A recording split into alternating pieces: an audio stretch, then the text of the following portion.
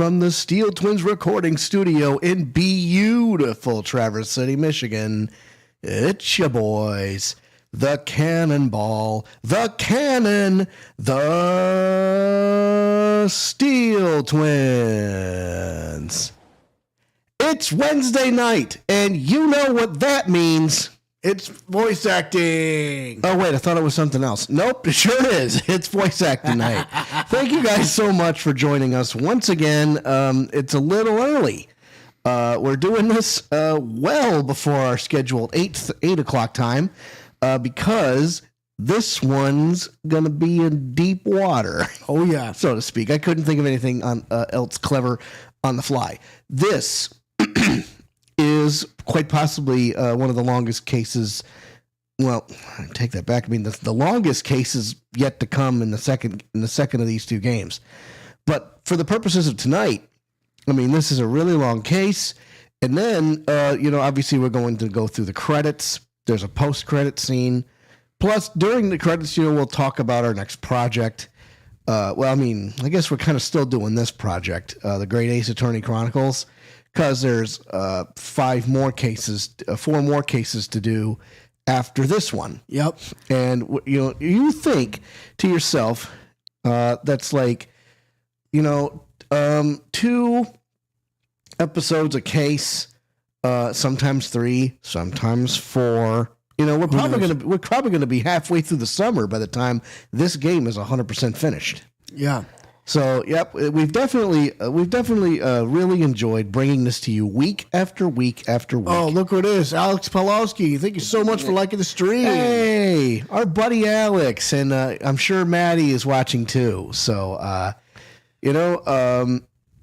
think we're just going to go ahead and flip over to the game. We're going to go ahead and get started. Oh, well, first of all, we got to do this. So, tonight's stream is being the impromptu... unofficially sponsored by Ghost Energy Drink, and it's the orange creamsicle flavor. So it's really tasty. If you haven't tried it, try it, please. So if you have a cap to your drink, or you have a pin to your top, go ahead and pull that pin for us. Hey, package, what time is it? It's time to get bombed. Cheers. Cheers, mate.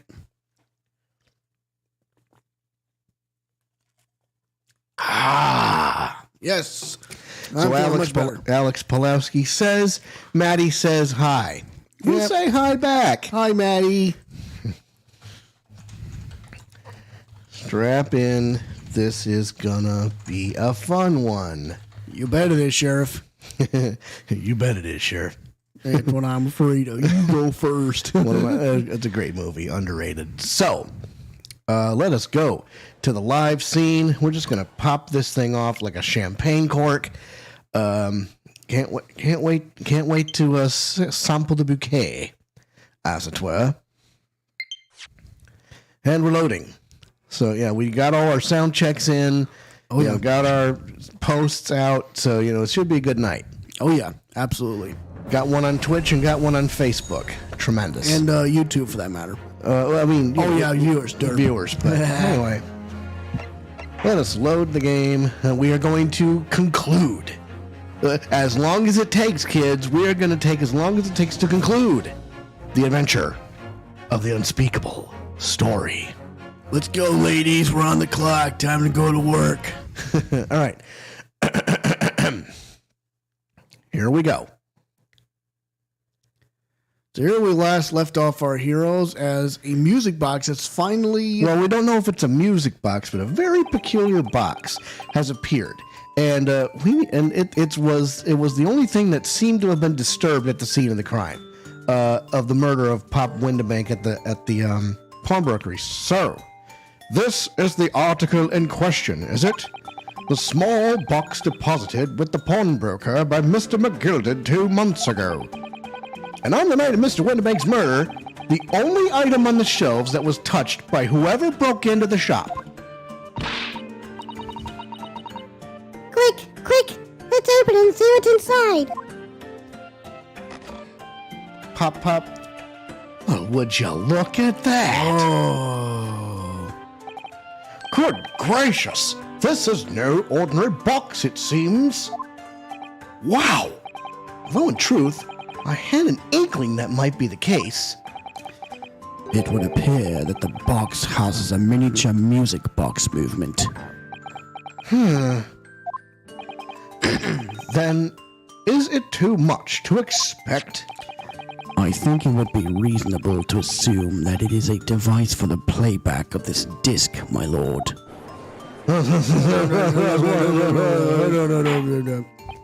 So, here we have the means to play back Mr. McGilded's disc deposited at Winterbanks at much the same time.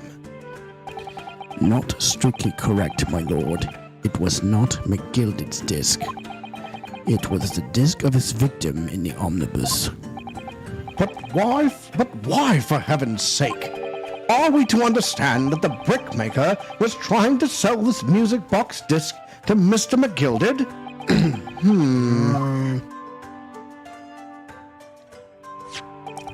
I believe the answer will become clear if we listen to the music on the disc, my lord.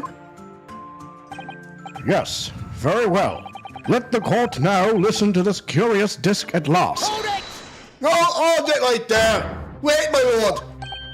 Good grief! What is the meaning of this, Inspector?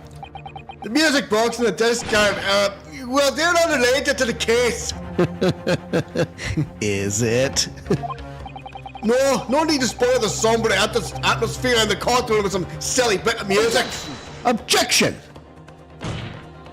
This disc may very well have motivated the culprit in this case to commit murder. Clearly, there's every chance that it's fundamentally important to understanding what happened. The prosecution has no objection. But no! That piece of evidence is police property now! You can't... Clearly, Scotland Yard has some vested interest here. But it is policy of this prosecutor to leave no avenues unexplored. And you, Inspector, have no jurisdiction here to prevent that from happening. No further delays, please. Play the disc. All right, so crank your ears open. All right. What are we looking at here? Heads up, guys. Twitch has no audio. And only no video. Uh-oh.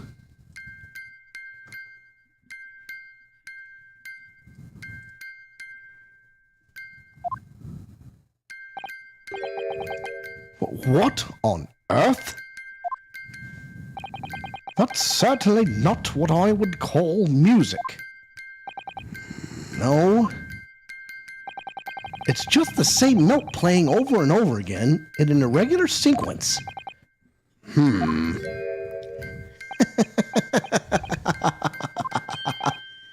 Mr. Graydon. This really is priceless. Huh. After all that, the music box is broken. Broken?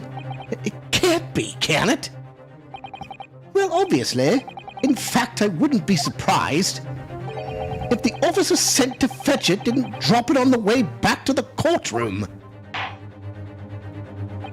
Well, with much regret, I feel the court must accept that this music box offers little in the way of clues. Are you ready to move on, counsel? Come on! Yes. All right. It does sound as though it's completely broken. But is it? Could this music emanating from the box simply be a new clue? It could be a clue. It always has to be. I believe that it could be relevant, my lord. Good lord. But how can it be? It's an abomination, counsel. Mere noise. I fail to see how it could have any meaning whatsoever. Does sound strange, I agree. But there's one thing bothering me. While Graydon stands there chortling victoriously, the inspector beside him has a rather telling expression on his face. It's as if Gregson recognizes the sound, as if he's familiar with it somehow. Oh boy. And that's making him appear extremely on edge. If that's the stance of the defense, my Nipponese friend, answer me this. Oh?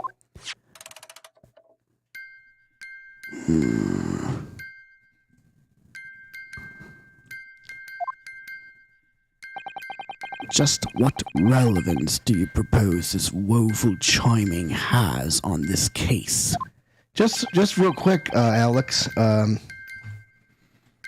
Hopped on Twitch, and I can see video just fine. Video just fine. And audio. So I'm not sure what's going on there, but I mean, hey, I'm just glad. I guess I'm glad it's working. So okay, let's go.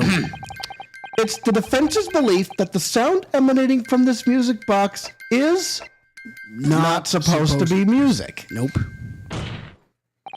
Just because this is a music box, it doesn't necessarily mean the sounds we're hearing are music. Huh? Look at that. The smile vanished from Graydon's lips as soon as I said it.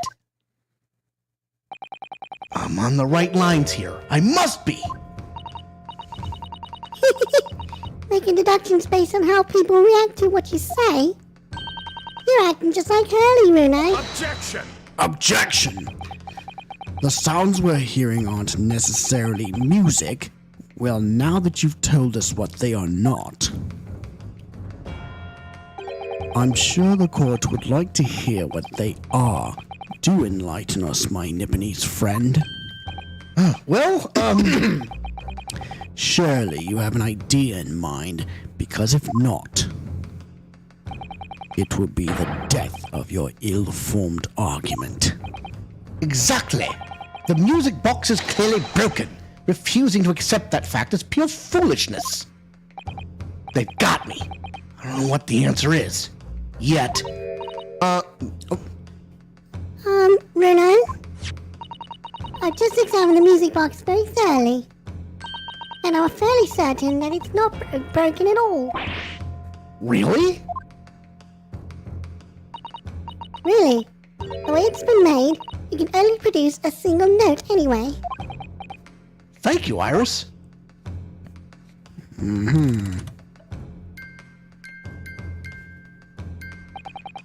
All right. Well, if the music box isn't broken, it must mean that the sound it's producing has some significance that it isn't musical.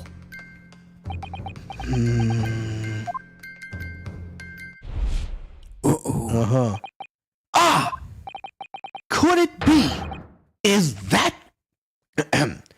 that what these sounds are? Something just struck me, Rune. I feel like recently, in the past few hours even, I've heard another sound very much like the one this music box makes.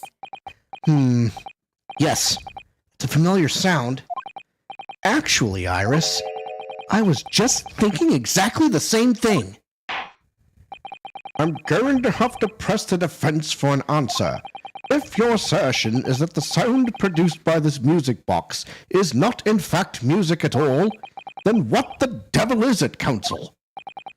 All the evidence we've seen so far, all the testimony we've heard, it's all pointing to one single answer now. The prosecution demands that my learned Nipponese friend presents proof now. Tangible proof of this latest wild speculation. All right then. This could be the best chance I'm going to get to fight back in this trial. And if I'm right, it's going to join all the dots together. The evidence that explains the true nature of the sounds on this music box disc is... Okay, Well, what is I it? just don't know what... It's either the case notes or the... Oh, It's a newspaper. oh. See that? Oh, we didn't even look. There's a sensational story lowered down the front page as well. Look! Ministry Mo. Classified secrets may have been leaked overseas from Ministry of Justice.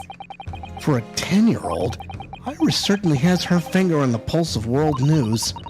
It's about secret communications between Great Britain and its allies. A Apparently, they're being intercepted by hostile nations. Communications are being intercepted? But how would somebody be doing that? And sidebar here, kids. If you're playing this game, comb every piece of evidence front to back. Little tip. That's the question, isn't it? I've come up with 3 different possible methods so far. Are you looking for a new career, Reno? No, of course not. I wonder, perhaps this is what Lord Strongheart was talking about yesterday. Yes, it could be. And it could explain why he has Gregsy running from pillar to post at the moment. The details of today's paper have been updated in the court record. This morning's paper, which contains an article about government secrets being leaked to foreign agencies. Oh boy. You know what? And I'm going to go ahead and, well, the box isn't part of the, so, okay. Take that! Take that! Today's paper, Counsel. The headline is Pawnbroker Perishes in Pick Purse Plunder. Hardly supportive of your cause. No, my lord. I was hoping you'd look a little further down the page. Further down? Ministry Mole. Classified secrets may have been leaked overseas from Ministry of Justice. Yes, it's a very serious matter. Being investigated at the highest level, I understand.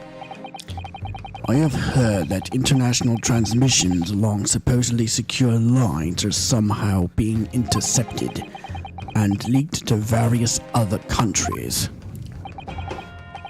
And presumably, those transmissions are in the form of wired telegrams? Of course. Juror number 5, your input, please. Stop. Oh, me, sir. Whatever is the matter? You told the court before that you work at the same communication station as Mr. Graydon, did you not? Yes, that's correct. And the particular station where you work deals with government communications and newspaper reports. Oh, yes, we're not your run-of-the-mill communication station at all. Our work is extremely important. Then tell me, is this not a very familiar sound? You don't mean to say, is it? That's right, madam.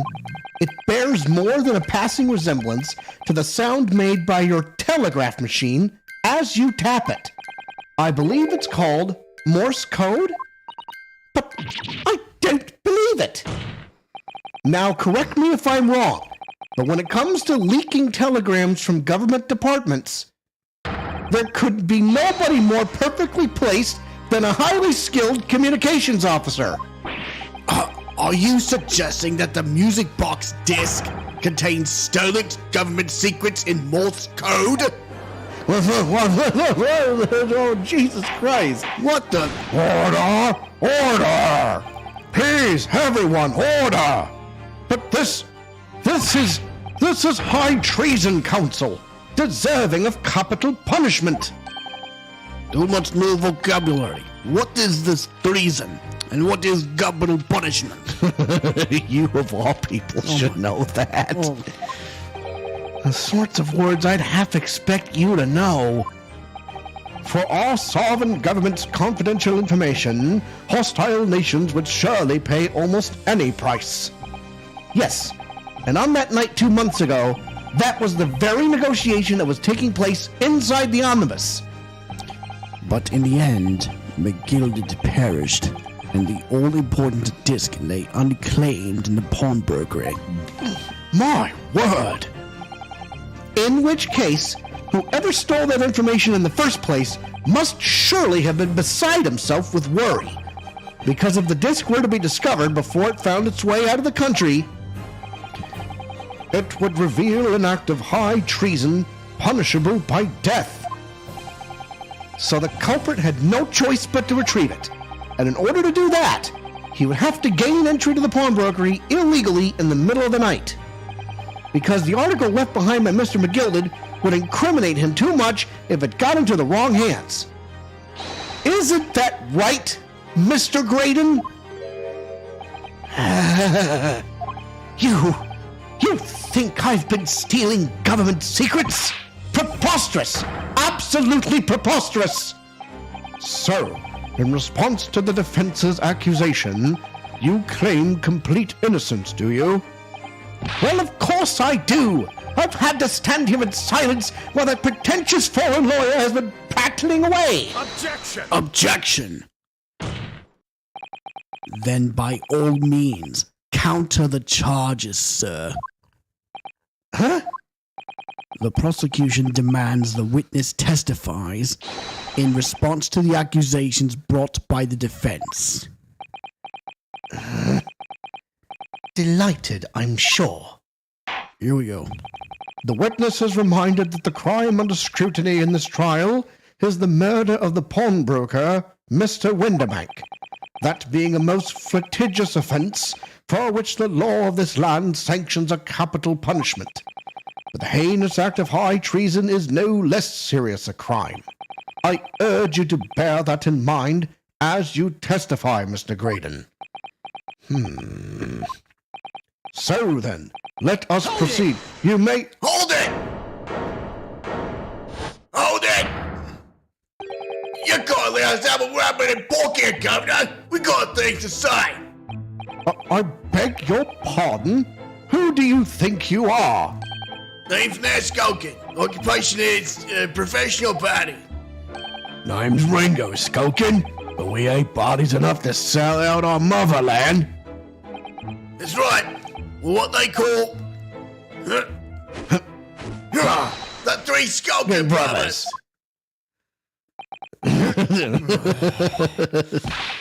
Bad teaming, fellas. Very bad teaming. Dumbasses. Graydon's counter. A mere communications officer couldn't possibly steal confidential government information. Besides, the sounds produced by that music box aren't even Morse code. It was some low-class brickmaker negotiating with the Gilded anyway, was it not? I've no relation to the man.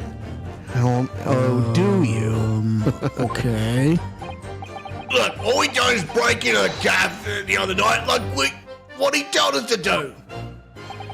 If we know there was dodgy government secrets involved, we wouldn't have touched it. Let's have the story tell us.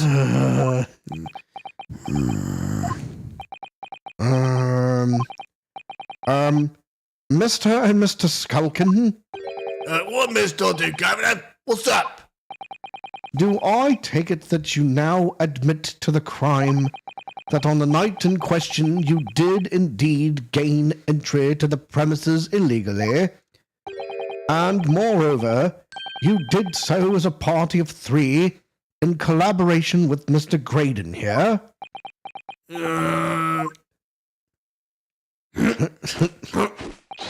did, Gov. We did. Quiet and down, please. What say you to that, Mr. Graydon? I have no idea what these two ruffians are referring to. You little rotter, getting us mixed up in all this monkey business. You never said nothing about no government secrets. It was supposed to be a straight-up job. And what about a geezer whose job it was, eh? Poor bloke didn't have to die, did he? Beg your pardon, folks. Nice to know who your friends are. Whatever these men say, I deny the accusations. Indeed. Well, I certainly wasn't expecting this little music box to become so significant in the proceedings. However, as it has, I will admit it into the court record as evidence. Small music box has been entered in the court record. All right. All right, so cross-examination time. Okay, so really, I'm gonna hop into the. I'm gonna hop this up real quick though, because it's pretty significant. What is that? Oh, What is it, Rene? I've just noticed something about this music box. It looks like the bottom of it opens up as well. You're right. Well, come on then. What are you waiting for? Let's open it. All right then, here goes. Click. Oh. Look at that! There's another movement out on the other side. So, does that mean you can set another disc to play back on this side? Yes, I think so. It looks like the two movements are linked together. They're linked? So if you had two discs, they would both play back at the same time. That'll become significant later. Oh, yeah. I'm sure of it. And let's take a look at McGilda's case notes while we're at it. Case summary. Victim found deceased in life scheduled omnibus of the day after a stab wound to the abdomen. Details of victim. Name Mason Milverton. Okay. Thrice fired Mason has a last name after all. Yes, he does. Occupation, brickmaker. Domicile, East End of London. Defendant Magnus McGilda, prosecuting attorney Lord Barrick Von Zeeks, defense attorney Reno Skinner-Hodo. Conviction was assured with 3 eyewitness testimonies. However, a surprise 4th witness's testimony resulted in acquittal due to insufficient evidence. Wow. All right, then. What a case that was, though. So, Graydon's counter. A mere communications officer couldn't possibly steal confidential government information. Hold it! So is this newspaper headline accurate? Government communications are being intercepted? How can I possibly know? What do you mean by that? Any important government communications are handled by high-level officers, by specialists. General members of staff in the station where I work would never be entrusted with sensitive information. Oh no, stop. Must say something. Stop. Let me guess. Juror number 5. We regular communications stand officers aren't Station. Okay, let me try it again. We regular communication station officers aren't as lowly as you're being led to believe. A team of us are responsible for setting up and testing the telegraphs used by the ministry. And Mr. Graydon is the team leader. That's fascinating. Graydon is highly skilled operator. Stop. Currently in presence of idol. Stop. So you've had access to the equipment used for these confidential communications, Mr. Graydon. Well, what of it? The transmissions are always made behind closed doors so they can't be heard. And in any case, all messages are sent in ciphered. Normal employees couldn't possibly understand them. Oh no, stop. Must say something. Stop. Mr. Graydon regularly attends meetings with ministry technicians and the ministry communications team. He assists them in ensuring there are no errors in important international communications. And he's received the top prize at the Cipher Cracking Convention 5 years in a row now. That's fascinating. Graydon is highly skilled operator. Stop. Currently in presence of idol. Stop. Well, your idol would appreciate it if you'd keep your mouth shut. She should really pick her idols more carefully. I tell you, this lawyer's accusations are completely unfounded. Besides, the sound produced by that music box aren't even Morse code. Hold it. They're not? To anyone with a brain, that would be blatantly apparent on listening to that music box even for a few seconds. Of course. Surely it can't be that my learned friend is unfamiliar with Morse code. Ouch. He looks genuinely shocked at my ignorance. I would be more than happy to demonstrate the basics for you, sir. A lesson? Here in court? Morse code is a continuous series of 2 distinct tones. Tones, you say? Yes, a short dot and a long dash. By combining those in different ways, you construct letters. I see. For example, this is A, and this is B. But when you listen to the sound produced by this music box, you only hear one tone, don't you? But it sounds so similar. The rhythm of it is the same in everything. But there's no discernible meaning to this apparently random sequence of sounds. So your assertion is fundamentally flawed. This is not Morse code. No! Really, you shouldn't be so surprised. What did I tell you? That music box is nothing but a worthless piece of scrap. Perhaps you might consider studying your subject matter before casting aspersions in future. Ugh, stop. Nothing to say, but stop. Oh, it's so frustrating, isn't it? Iris? I mean, if the government secrets were somehow being leaked using the music box, so many other things would slot into place so nicely. Could there still be something I haven't considered? Would it really be impossible to use this music box somehow to play back Morse code? Give it a try. There's still every possibility that this music box was instrumental in the leaking of government secrets. That's the belief of the defense, at least. Objection! Does it please you in some way, my Nipponese friend, to repeat the same line of argument ad infinitum? It's already been established that to be Morse code, 2 tones are required, dots and dashes. Yes, I'm well aware of that. Then what? Well, it would appear the defense has a hypothesis to put forward. You had better present your idea at once, counsel. How do you propose that this music box, which appears to produce only a single tone, could have been used to decipher secret messages into Morse code? Well, let's get to it. Okay, we've already said that, so let's go ahead and skip that. Open it up. Whoop, and yep. There you go, right there. Got it! Good gracious! What am I looking at here? Another movement on the underside of the music box? What? Huh. It appears, my lord, that the 2 movements are linked together. In other words, you can put 2 discs in this music box, and the sounds of both will play back at the same time. Good heavens! As the court has heard, Morse code comprises of 2 tones, a short dot and a long dash. With a second disc in place, this music box could be used to generate Morse code and convey a message.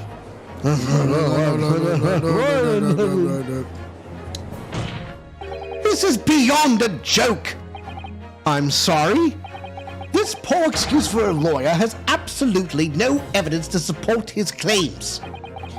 Though, of course, if my learned friend were able to present the court with a second disc, that would be another matter.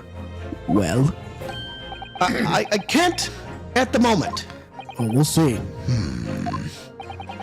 And may I remind the court that, as the witness has pointed out, he was not the one in the omnibus with McGilded 2 months ago, striking a deal over the disc or discs.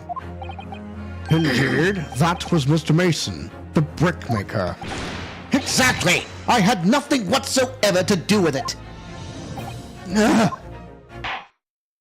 Though it has holes, I must admit the argument presented by the defense has much promise. I believe the cross-examination should continue. The link between Graydon and the victim of the omnibus case must be there somewhere, but I haven't found it yet. Oh dear, it looks like you need to give your argument more strength, Bruno. You will reiterate your testimony if you please, Mr. Graydon. If I must, though I maintain exactly what I did at the start of this pointless cross-examination. It was some low-class brickmaker negotiating with McGilded anyway, was it not? I've no relation to the man. Hold it! So 2 months ago, in that omnibus, McGilded killed the brickmaker and stole the disc. Mr. Mason was a single man with almost nothing to his name. It seems he lived in an artisan quarter some years ago, but people there remember little about him. That doesn't make much sense, though, does it? How would a humble brickmaker come to acquire secret government information? How indeed? There must have been somebody else involved behind the scenes in all of this. Somebody who acquired the disc and gave it to Mr. Mason. in order to take it to the meeting with McGilded and negotiate a deal. Dear me. Ha! You may have it in for me, sir, but I assure you, I have far more class than that. An old brickmaker from an artisan quarter and this well-to-do communications officer. If only I could find some evidence to link the two of them together. If you have nothing more to add on that note, let us return to the witness testimony.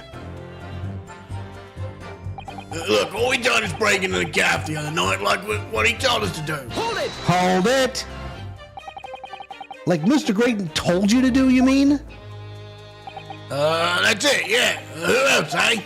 Silly me thought he was just popping over for a nut after all them years, but the rotter had a dodgy job for us. Hey, Ash?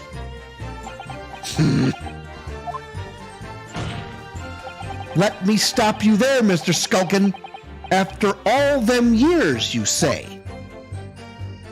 Do you mean to tell me that Mr. Graydon is an acquaintance of yours? We're the sociable kind of baddies, you know? Sure, let's take Graydon to know China. Uh-oh. Excuse me. Is something wrong, Mr. Skulkin? Hey? No, the other Mr. Skulkin. What? Who, me?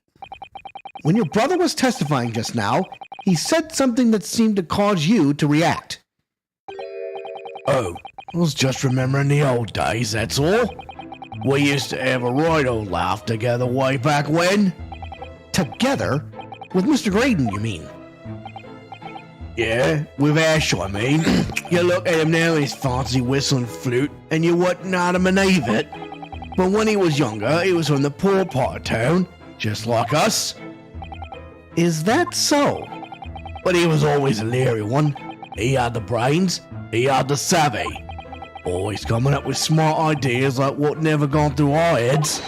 God blimey, ain't that the truth? Remember Milverton and Skulkin's milk run? Whoa. That was a corker, eh? Save it until after the trial. Your reminiscing has no place in this courtroom.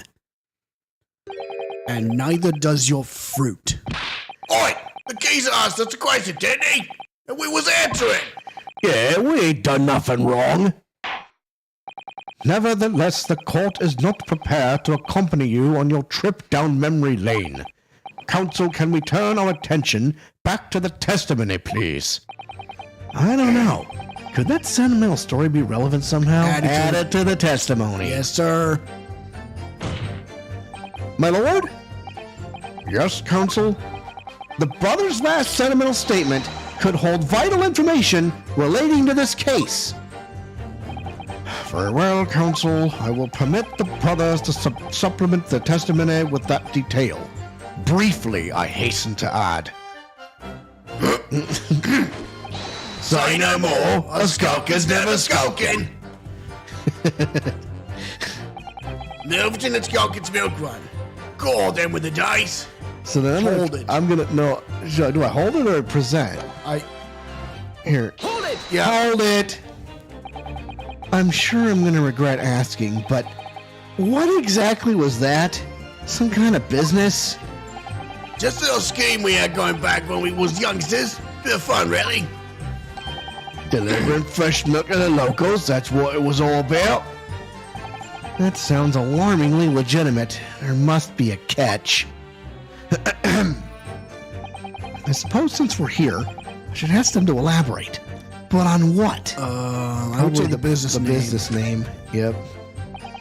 So this business was just a bit of fun, you say? And it was just yourselves and Mr. Graydon involved? Yeah, that's it. Milverton and Skulkin's milk run, was it? Yeah, that's it.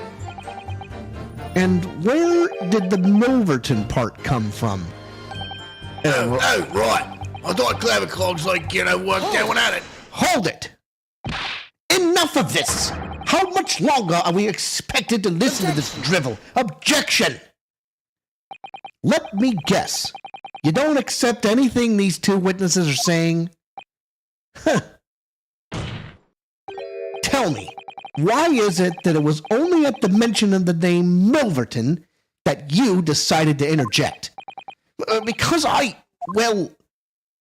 What piece of homes that one came from? Yeah, his old man was struggling for money so much his wife walked out on him. She took the name Great and see?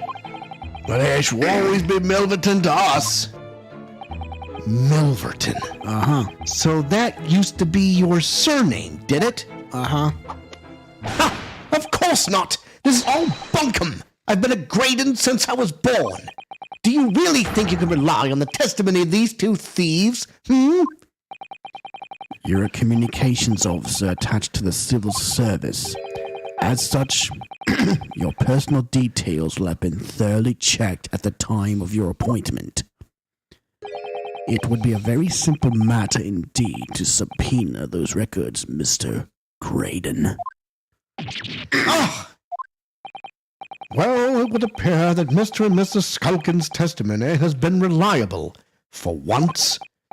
You were born Ashley Milverton, then. Is that correct? Wait for it. Very well. Yes. Ding, ding, ding, ding, ding. So Ashley Graydon was once Ashley Milverton.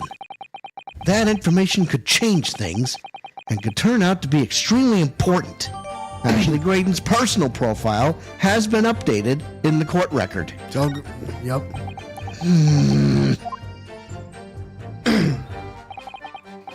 All of a sudden, we seem to be up to our necks in a serious matter of national security. Although all this talk about interception of secret government messages is still just conjecture at this stage.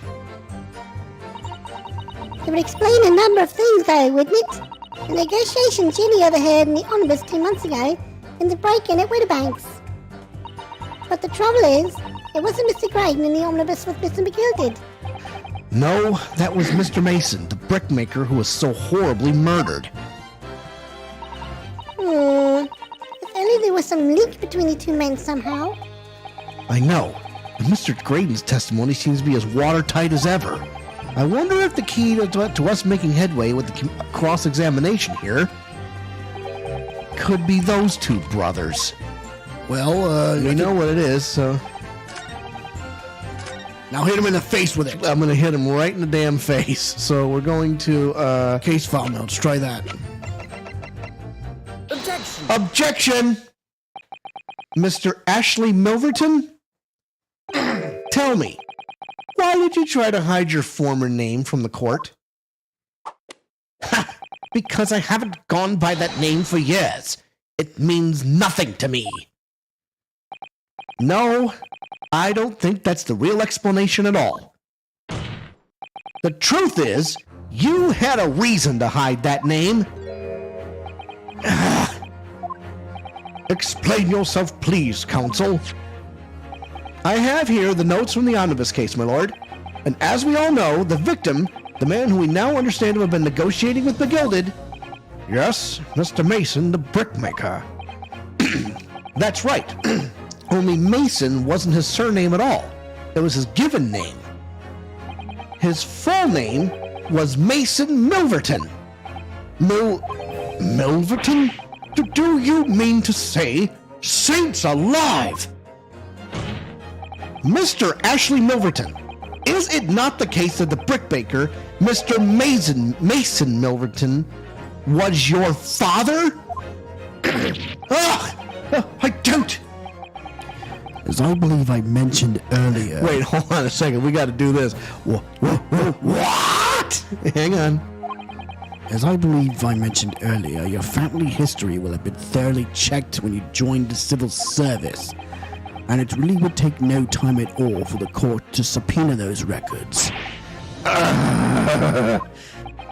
The truth is, you have been illegally acquiring highly confidential government information and selling it on to McGilded in collaboration with your father. No!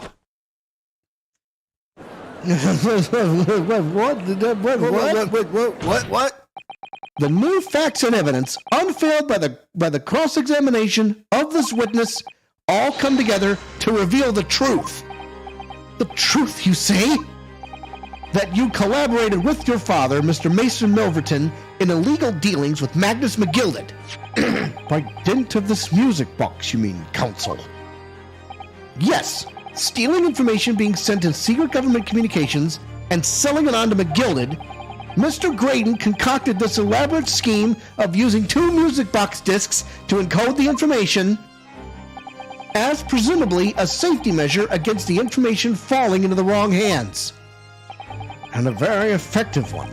I shouldn't have given the scheme any credence whatsoever.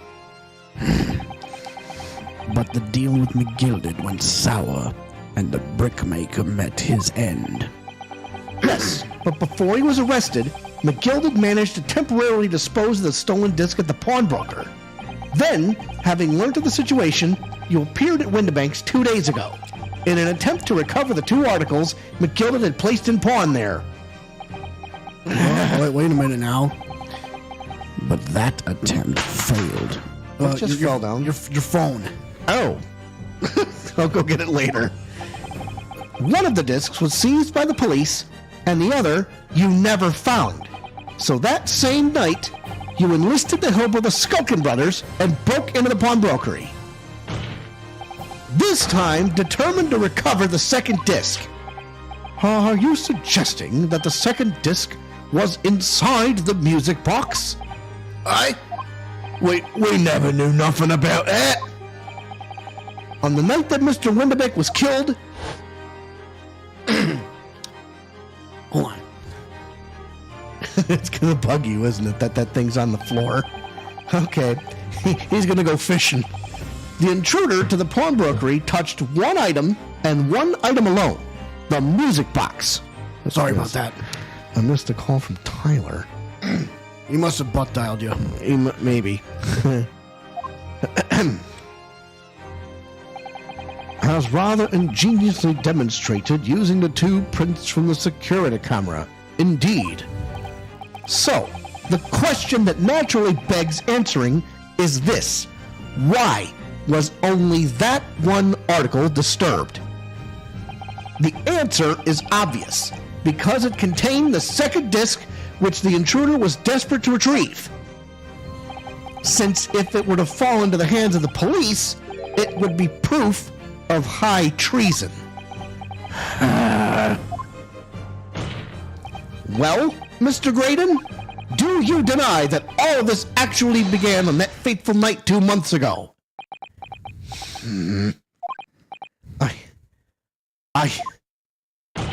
I refuse to accept any of this nonsense. Uh-oh.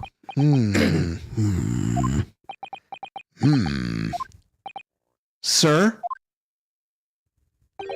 There appears to be blood seeping through the sleeve of your jacket. What? Ha! 2 nights ago, we know that 3 shots were fired at the scene of the crime in Windibank's pawnbrokery.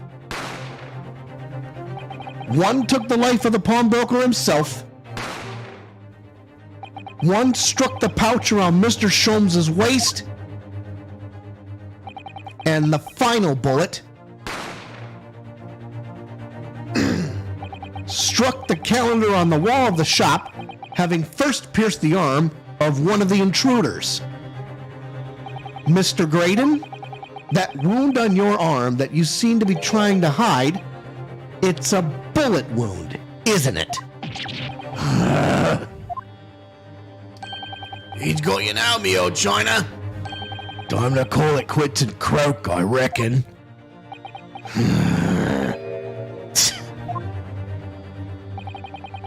Don't acknowledge my presence there under any circumstances whatsoever. Those were my terms, remember? And I paid you handsomely to comply. Clearly, I was a fool to think I could trust some common backslum thieves. Huh? Fine. I admit it. I was there in Windibanks that night. I paid this pair 10 guineas to accompany me. And as you've noticed, I've sustained an injury in the course of my adventures. Well, that's all. But that is all I admit to nothing more. Stealing government secrets, negotiating with McGilded. As God is my witness, I recall nothing of the sort. He's not going to go down without a fight. Not until I could show hard evidence, I suppose. Nevertheless, the defense has now established a crucial fact. Which is? Well, we know that one bullet was fired from each of the two firearms we have in evidence. The bullet from the Skokin brothers' gun hit the pouch around Mr. Shom's waist. And the bullet from Mr. Windibank's gun clearly must have been the one that caught Mr. Graydon on the arm. Indeed, it must. We can rule out the possibility that the man shot himself. And that leads us to only one conclusion.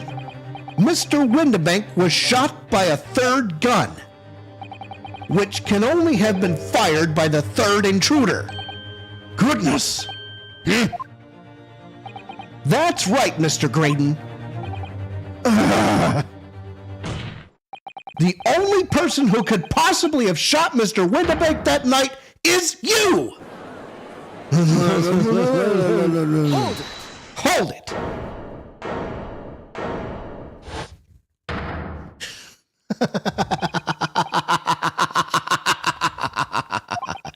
You little upstart! You made a grave mistake when you summoned me here. What? What's that supposed to mean? Yes, as you rightly say, I was there at the pawnbrokers. I did my best to hide the fact, naturally. I had no intention of ruining the distinguished career I built for myself at the communication station. But did the thought never cross your mind? Did you never consider the possibility? What? What do you mean? What thought? What possibility?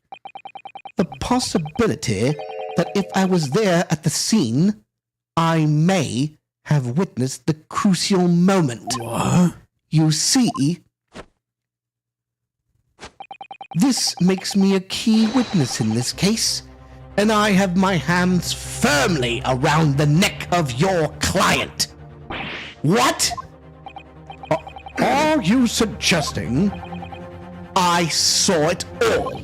I saw the very moment that pickpocket girl pointed the gun at that poor defenseless pawnbroker and shot him! You... What?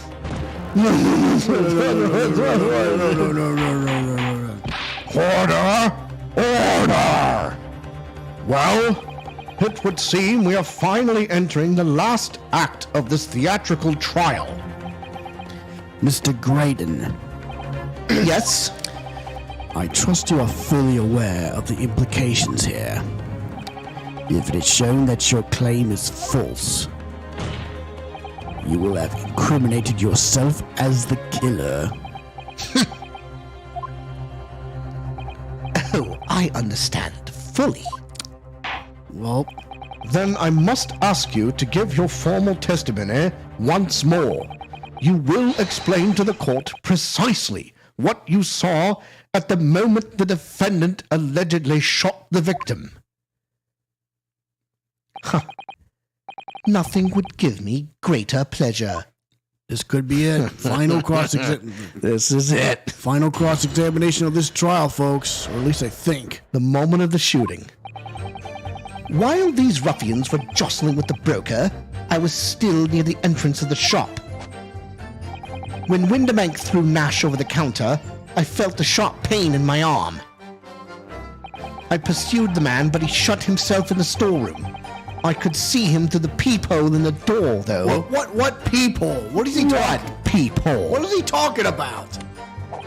The accused, in a black coat, shot the man in the back as he was trying to flee to safety. I saw the blood spatter all over that wretched girl. Uh-oh.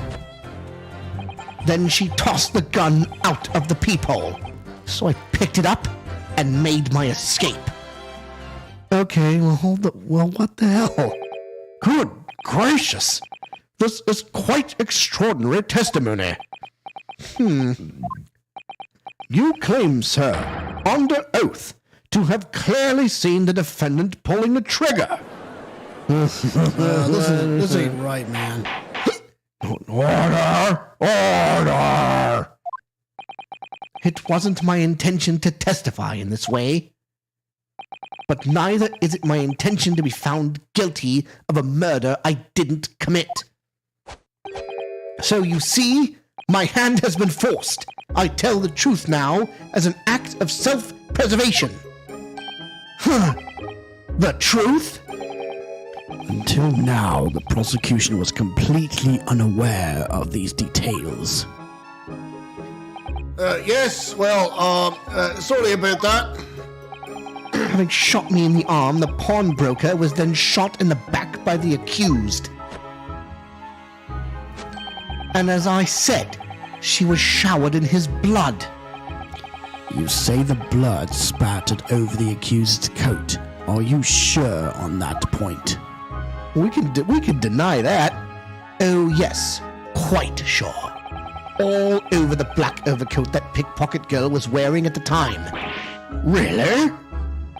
If her coat could somehow be shown to harbor vestiges of blood, that would be conclusive evidence here. Such an investigation is entirely possible, my lord. What?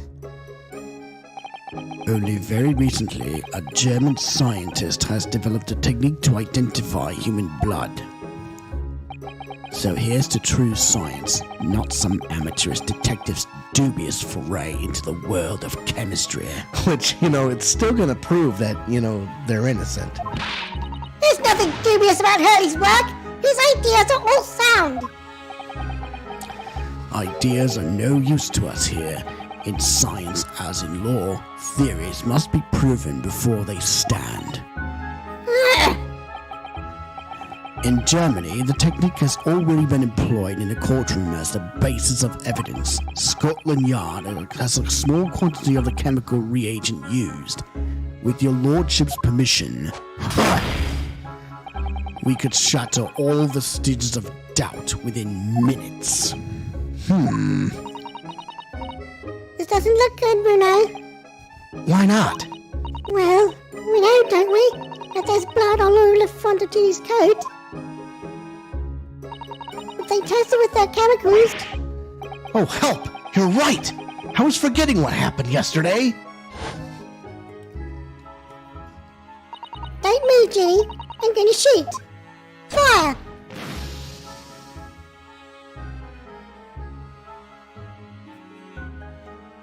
See? That's not Winterbank's blood. Right, it's not. But that's not Mr. Winterbank's blood. That stain is from 2 months ago. That's Mr. Mason's blood, from when he was stabbed by McGilded, who was wearing the coat at the time. My lord, the defense objects to the test proposed by the prosecution. Overruled. Lord Van Zeeks, make it so at once. With pleasure, my lord. And while we await the results, the defense may proceed with the cross-examination. Once they find that blood on the overcoat, Gina will be... Counsel! Yes, my lord. Your cross-examination. Of course, my lord. If this cross-examination doesn't go well, if I don't manage to uncover some decisive evidence or a really compelling clue now, I have a very bad feeling about the outcome of this trial. I say grill him like a hamburger. Yep, well, that's all we can do at this point. Yep. Moment of the shooting. While these ruffians were jostling with the broker, I was still near the entrance of the shop. Hold it! Mr. Winterbank emerged from the storeroom, I believe. Ringo and Nash were scouring the counter when he suddenly appeared and flew at them. He already had the revolver in his hand. Fortunately, I wasn't too close. Oh, I've never been so scared in all my life. Yeah, we were just your regular mild-mannered burglars, that's all. We don't like violence. Says the pair who carry a gun. What do you mean when you say you were near the entrance to the shop? I was in the doorway, running my eyes over the shelves of forfeited items. Looking for the music box, of course. The broker went for Nash in the first place, then Ringo joined in, making it 2 against 1, so I assumed they could handle the situation. But I was wrong. I was trying to help me there, bruv. Me old geezer chucked me over the bloomin' counter. So I put me gun on the young fella, and that soon made him scupper. The pair of you setting upon the poor defenseless pawnbroker together, shame on you. Sorry, Gov. When Windermere threw Nash over the counter, I felt a sharp pain in my arm. Hold it! You mean that's the moment you were shot? Yes, though I didn't immediately realize what had happened, of course. Things crashed to the floor from the counter as the 3 men were brawling. It's exactly that moment that it happened, so I didn't hear the gunshot. And the bullet went on to strike the counter and the wall behind you. So it would appear. When I looked at my arm, I saw it was bleeding badly, so I wrapped my handkerchief around it. Seeing as I couldn't explain what had happened to a doctor, I had no choice but to wait for it to heal. I didn't imagine it would still be bleeding 2 days later. Did Mr. Winterbank intend to shoot you, do you think? Well now, I don't imagine he even noticed I was there, to be honest. Perhaps the gun went off accidentally. Anyway, it didn't quite strike home. And when I put me gun on him, he tried to shove me out of the way. And then he scarpered through that doorway out back. At which point, what did you do? I pursued the man, but he shut himself in the storeroom. I could see him through the peephole in the door, though. Hold it!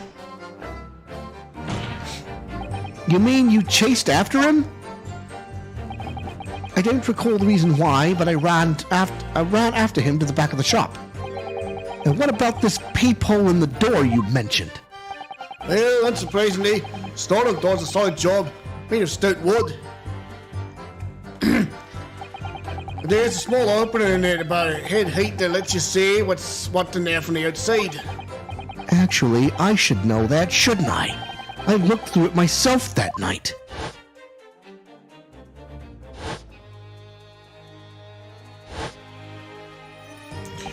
And what about you burgling brothers? Did you see what went on through this peephole as well? Not likely, Gov. Didn't see nothing of the sort, Gov. I doubt these two buffoons were... I doubt these 2 buffoons were even aware of the peephole's existence. So the Skulkin brothers were there, but they didn't see the killing of Mr. Winterbank take place. Inside the storeroom, I could see the broker and that young girl standing there. The defendant? Yes, though neither of them noticed that I was looking. The girl raised her gun and pointed it straight at the man. And then, what did you see next? Hang on, I'm actually gonna... I'm gonna see if I can present something here. Because check this out, right? Is there a peephole in that door at 1 o'clock in the morning? No. Objection! Oops. That reveals a damning inconsistency, that last statement. Damning, you say? As I look at you, counsel, I see your trembling hand, your pallid expression, and your perspiring brow. Huh? It seems to me that is the damning inconsistency here, with the misplaced confidence of your assertion. Ouch. Ugh, there's a damning tongue. You invite it, sir. Nope, that's not it. All right, that's not it then. All right, you know what we're doing? Yeah. The accused in the black coat shot the man in the back as he was trying to flee to safety. Hold it! Yes, when the crime was discovered, the defendant was found with a gun in her hand. But that was Mr. Winterbank's gun, from which only a single bullet had been fired. And as we've already established, Mr. Graydon, that bullet was fired at you. But no, it wasn't the broker's gun that the pickpocket girl had when I saw her. Yes, the bullet from Winterbank's gun grazed my arm, and yes, the Skulkin's gun grounded the detective, but this was another gun entirely. A third gun. The broker's gun was not the murder weapon, so clearly there had to be a third firearm involved. In other words, the accused must have had her own gun with her at the time. Objection! But no other gun was found at the scene!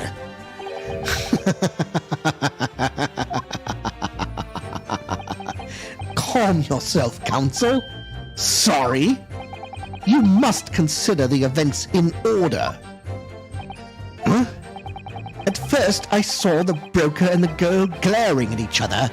But then, all of a sudden, the broker turned to run. And it was at that moment that the little gutter rat shot him in the back. A chilling image, I must say.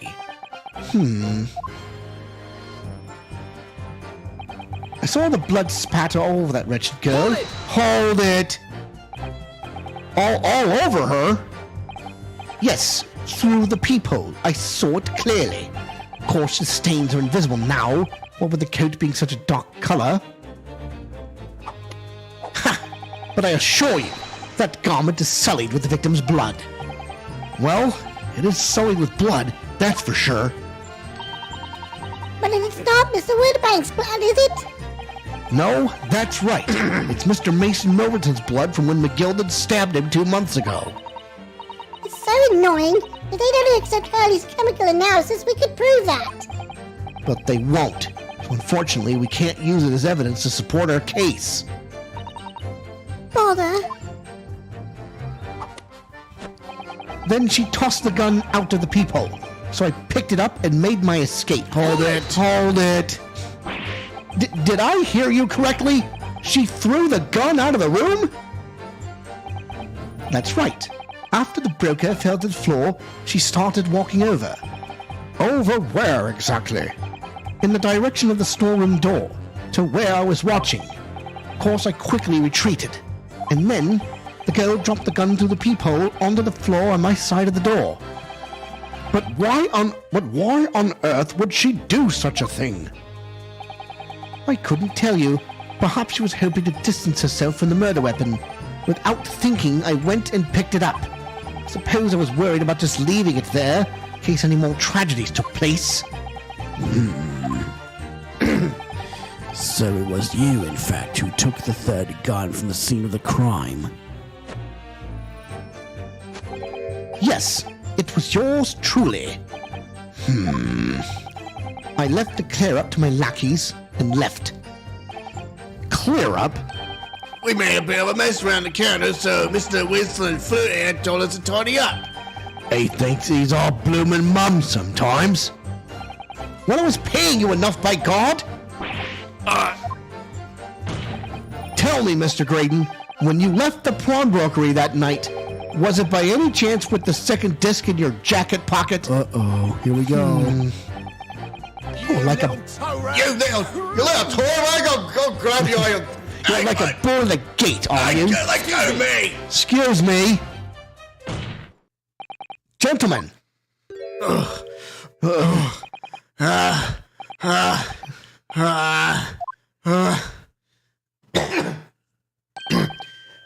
Something wrong, Sunshine? That should be my line. You do realize you were just violently shaking Mr. Skulkin. Blimey, this dude's a bit of an hooligan, ain't he? What was going on just now? You saw him. He grabbed me whistle. Why the blazes, he said. Didn't you mention the third gun when we got you down the station? And why didn't you? Cause we didn't know nothing about it. Or that flaming people on the door. Sorry about that. He can be prone to losing my luck sometimes. Not hurt, are you? God blimey. See the way he's looking at me? I'll tell you, this dude gives me the willies. That was strange. The inspector doesn't normally get quite as worked up as that. He wouldn't normally grab someone. Oh, do beg your pardon. No, that wasn't like Francie at all. He's normally all sweetness and light, no matter what I say to him. Yes, well, I think you might be a special case, Iris. Well, anyway, that was definitely out of character.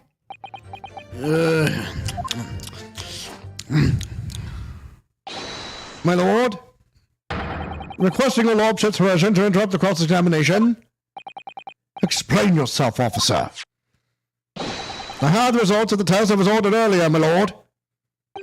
Ah, the blood on the accused's overcoat. Thank you, officer.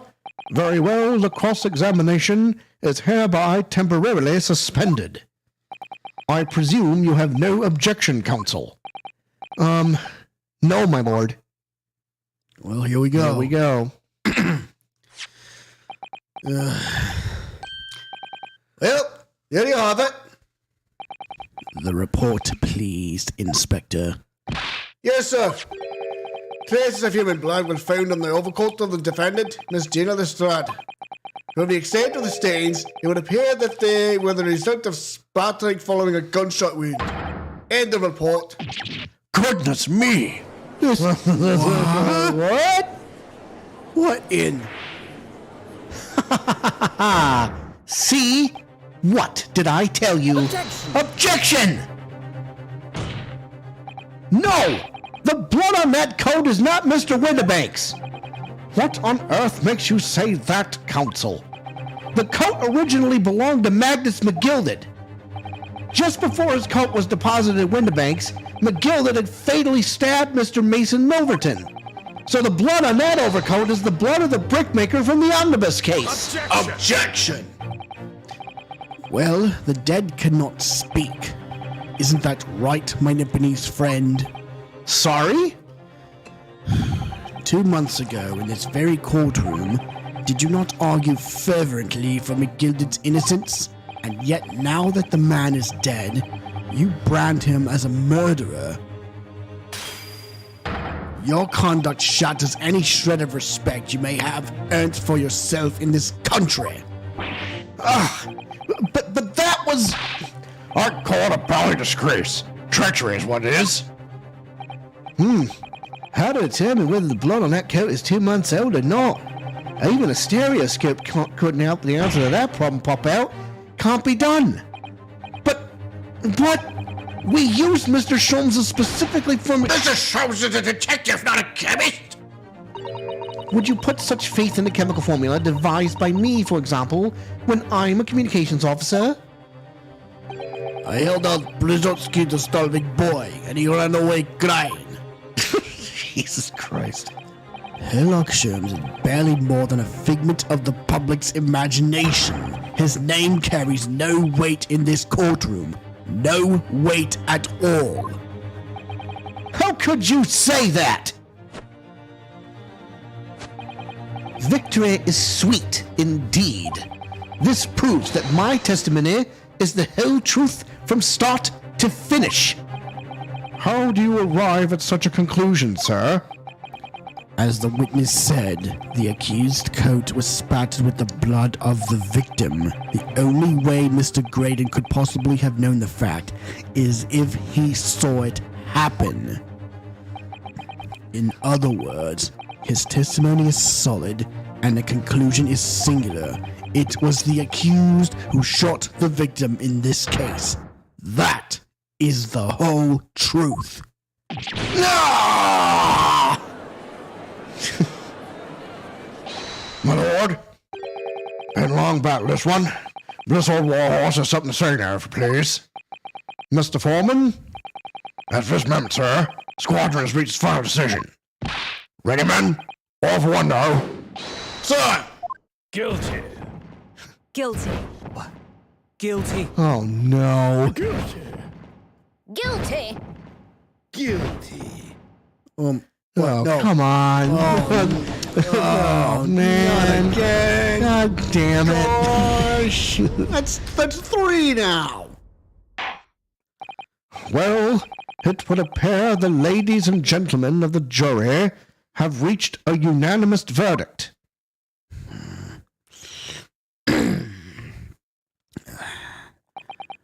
The defense has consistently failed to unpick this witness's testimony. Here's to any attempt you may make at unpicking the jurors' decisions being equally successful. I don't believe it. After I've come so far, how is it all unraveling on me so fast?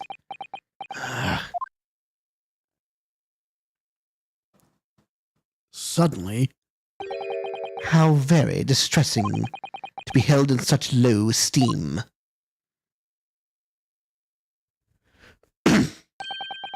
Wouldn't you agree, Mr. Naruto? Officer, you've delivered the report now. That will be all, thank you.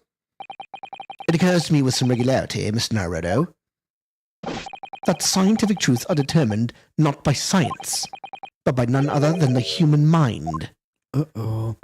I know that voice. Am I going mad?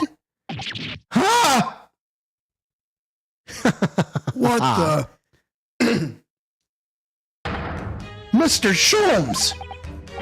What is the meaning of this? What is he doing here? Order! What business do you have here, detective? Last I heard, you were recuperating in the hospital. As well I would be, had I not sent upon an errand. What errand? Hurley, it's really you! You're awake at last! Yes, good day, Iris. I appear to be rather late to rise. My apologies. Now, my lord, if you will humor me. In what manner, sir? I have something of a great importance I wish to give to the young lawyer over there. I need no more than 5 minutes. Would you be so kind as to spare us the time? What say you to this, Lord Van Zeeks? This trial has taken many hours of the court's time, having spent so long already. Exactly. Haven't spent so long already. We don't want to go wasting any more precious time. As I was saying, having spent so long already, it would seem churlish to deny the defense a mere 5 minutes. God! Very well then, counsel, you have 5 minutes. My dear fellow, I apologize for my tardy arrival. Mr. Sholmes, are you all right now? All right, I'm all wrong. Sorry? I've only just managed to summon the strength to stand, man. I asked the judge for 5 minutes. But I fear even that may prove too much for me. Pray forgive me should I pass out. Let's make this discussion as short as possible. Hurley, this place is full of idiots. None of them can see how wonderful your chemical blood analysis is. Well, that concoction of mine was really just a bit of sport to assist me in my investigations. I never took the trouble to refine it for appraisal by the scientific community. An oversight on my part. Right. Modesty? Surely not. But enough of that. I'm here to give you this, my dear fellow. What's that? Lavender Frosky wrapping? A leaving present for Miss Sasato. From Miss Sasato? If possible, matters would be settled without me giving you this. Those were her instructions when she asked me to do this favor. I don't understand.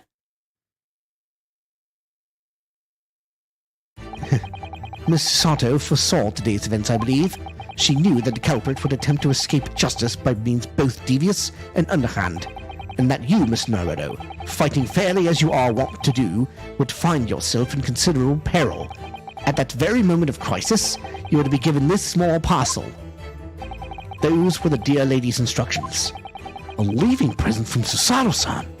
Whatever could it be? A vital clue. Oh, look at that. Whoa! What is this? Oh, it's the machine I made. Ah! Oh, there's kitty cat. Yeah. Look, I use this. It's my latest invention. What is that?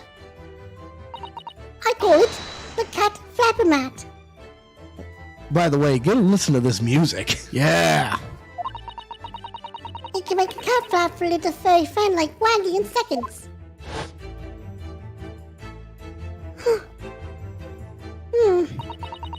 What's Susie up to? Mrs. Sato muttered the following words before she left.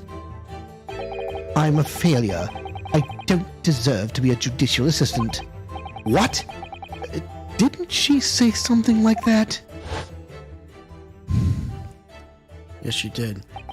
You really are the best judicial assistant in the world. Well, that's extremely flattering. But I'm sorry to say that I've been a complete failure. Yeah, what the heck is she talking about? Whatever did she mean by that, Mr. Sholmes? That night, when you left Winterbanks in pursuit of the thieves, Mrs. Sato made use of this contraption for a certain purpose. That is your answer, dear fellow. Not at all cryptic, then. So Sato-san used this cat flap-o-mat that night? But why? The cat flap-o-mat has been entered into the court record. Well, I'll be damned.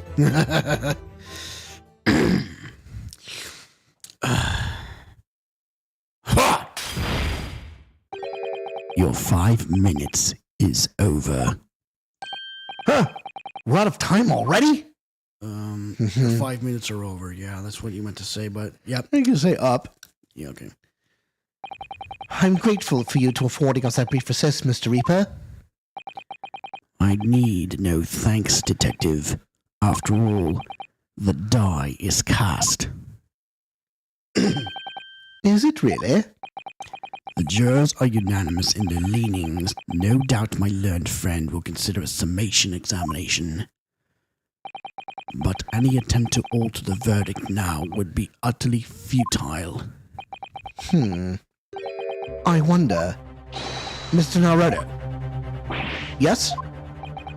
The rest is down to you, dear fellow. What is your plan? The rest is down to me. I need to be careful here. If I make a wrong move, the trial will end badly. My lord, the defense requests further cross-examination. That's right. Further cross-examination. Objection. The jurors have spoken. Protocol dictates that you may not cross-examine a new witness now. Objection! The defense is not asking for the cross-examination of a new witness, rather to continue with one of an existing witness. What? It would appear that a rather important detail has escaped your attention, Miss Reaper.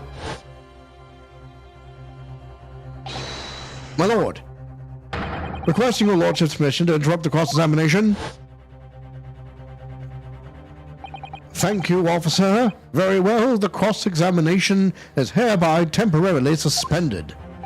I presume you have no objection, counsel. No, my lord. So nobody can say anything then? If Bruno asks to resume his cross-examination of Mr. Graydon, The court is obliged to allow it. This is absurd!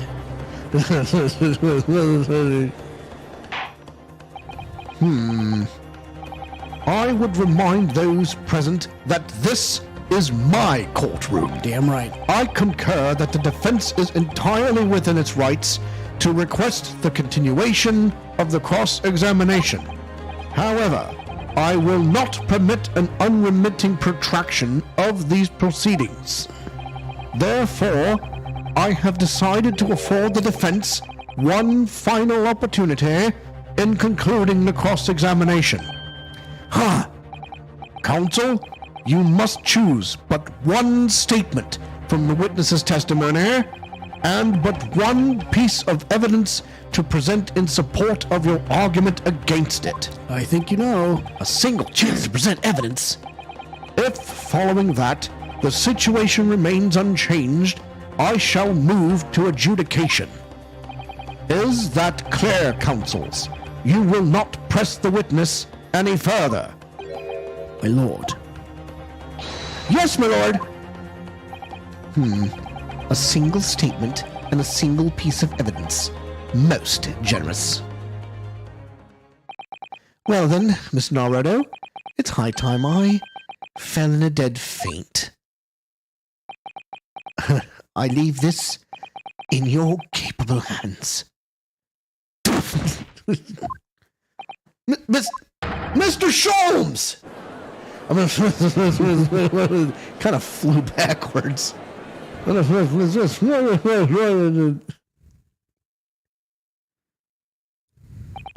To stand so insuccinctly before the court in a state of such high fever, either the man has extraordinary strength of mind or an extraordinary lack of feeling. I imagine he's feeling very little now. The detective is sleeping soundly in one of the antechambers. Strike a man when he's down, why don't you? Well then, counsel, are you fully prepared? Yes. One statement, one piece of evidence. I won't let Mr. Sholmes down. Or Iris. Or Ginny, for that matter. Or Jenny. And I won't waste this final chance that Susato-san has given me. This is going to decide the entire outcome of the trial. Very well, then. Under the terms I have outlined, you may resume the cross-examination. You know what to do. Story mode, really. But I suspect I know what it is. But I'm going to have it in the moment of the shooting again. While these ruffians were jostling with the broker, I was still near the entrance of the shop. When Winterbank threw Nash over the counter, I felt a sharp pain in my arm. I pursued the man, but he shut himself in the storeroom. I could see him through the peephole in the door, though. The accused, in a black coat, shot the man in the back as he was trying to flee to safety. I saw the blood splatter all over that wretched girl. Then she tossed the gun out of the peephole, so I picked it up and made my escape. So that's it. Those are the two. Objection! What on earth is that eccentric contraption, counsel? Ooh, it's my cat flapper-mat, my lord. It makes a way for cats to get in and out of the room. It can cut through any door you can think of and make a new little door in the middle of it. That's right, my lord. It's a device for creating so-called cat flaps. Small doors for cats to come and go as they please without their owners having to open the door. I'm sure we can all work that out for ourselves.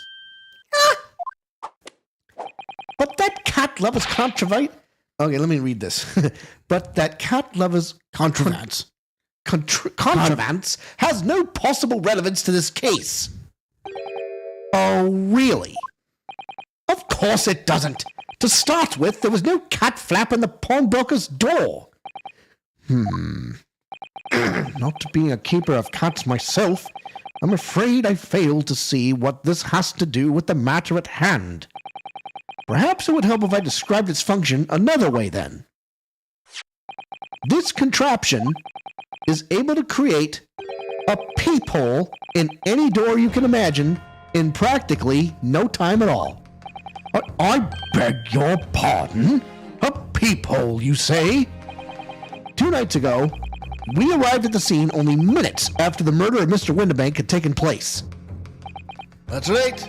According to the paperwork at the yard, it was your Japanese assistant, and Sholmes. Yes, the 3 of us were together, and it's recently come to my attention that my assistant made use of this device at the time. Your assistant did what? There was a peephole in the storeroom door. I can attest to that. Because I looked through the peephole myself in order to see inside the locked storeroom. This is ludicrous. What are you trying to say? Of course there was a peephole in the door. I said as much as my testimony. How else could I have witnessed the crime, for pity's sake? Yes. How could you? What? Counsel, kindly say what you mean. All right, it's time. Time to strike the final blow. What I mean is this, my lord. My assistant made the peephole in the storeroom door. And until such time as she did, the door had no hole in it to look through. What? No! Objection! Objection! This is a farce! Are you really suggesting that the peephole in the door was... Yes, it was created only after the incident had taken place by my judicial assistant using this device. Your assistant tampered with the crime scene whilst fully being aware of the gravity of her actions?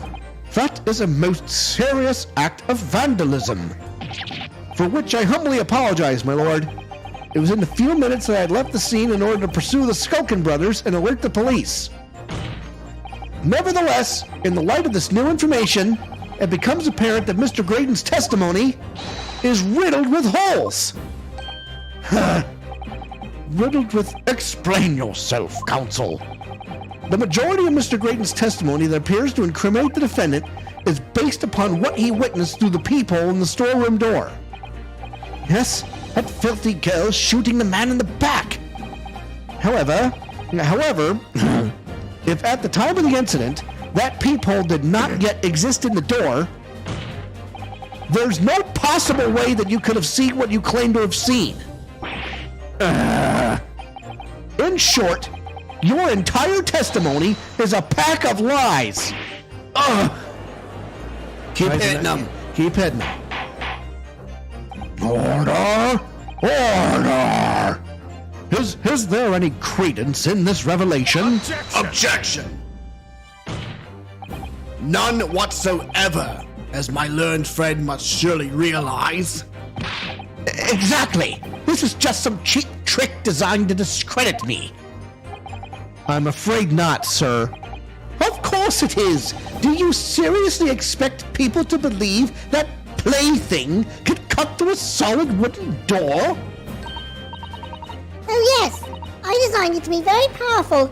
It can cut through even the toughest of doors. That's absurd. I don't believe it for a second. I had a feeling you'd say that. What? Waggy, Cooey, time for dinner. What the hell?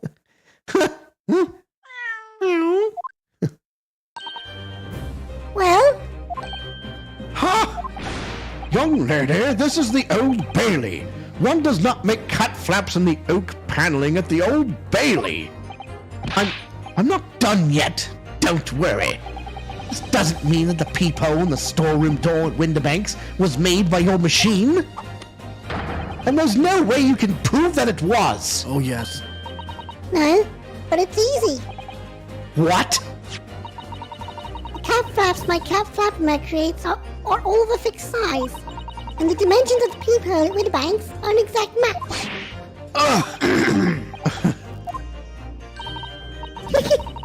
Old Sticky's lost for words. Excellent work, Iris. Thank you.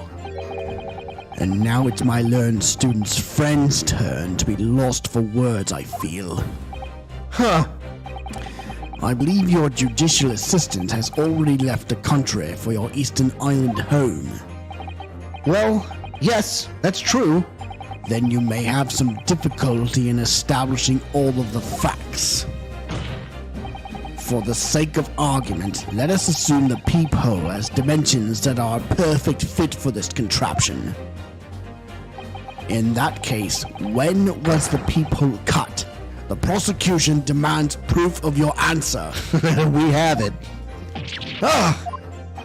What is the purpose of your line of inquiry, Lord Van Zeeks? It's very simple, my lord. The defense argues that the peephole was created after the incident using this device. But now that the perpetrator has returned to a native land, she cannot testify to the fact there is no proof. And for as long as the defense remains unable to prove when the peephole was made, my learned friend's claim amounts to nothing more than a baseless accusation. What? Indeed, that is so, Lord Van Zeeks. Well, counsel, Don't give up now, Bruno.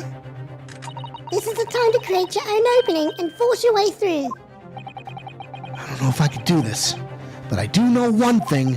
Susato-san is the greatest judicial assistant in the world. Damn right, son. Very well, the counsel for the defense will present evidence to support the claim made.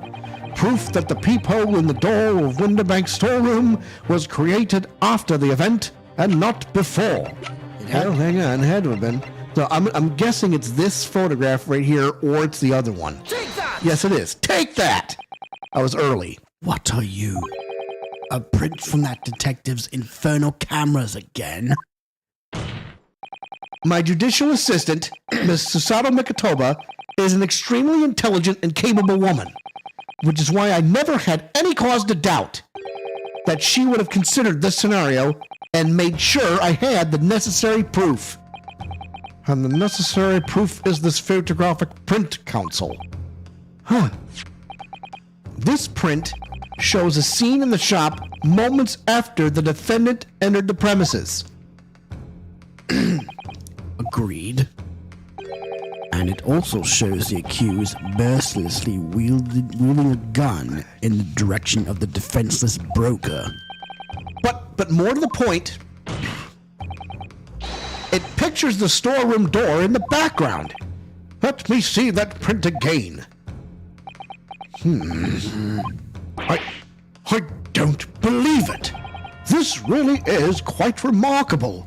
The door to the storeroom is completely devoid of a peephole of any description. Ah! Mr. Graydon.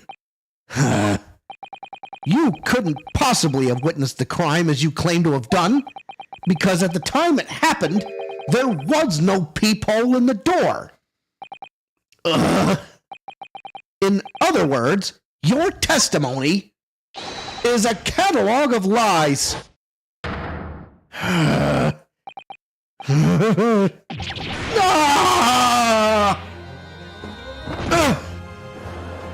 got you now. Order! Order! I am satisfied that the defense has substantiated its claim beyond all reasonable doubt. This witness's testimony was entirely fallacious.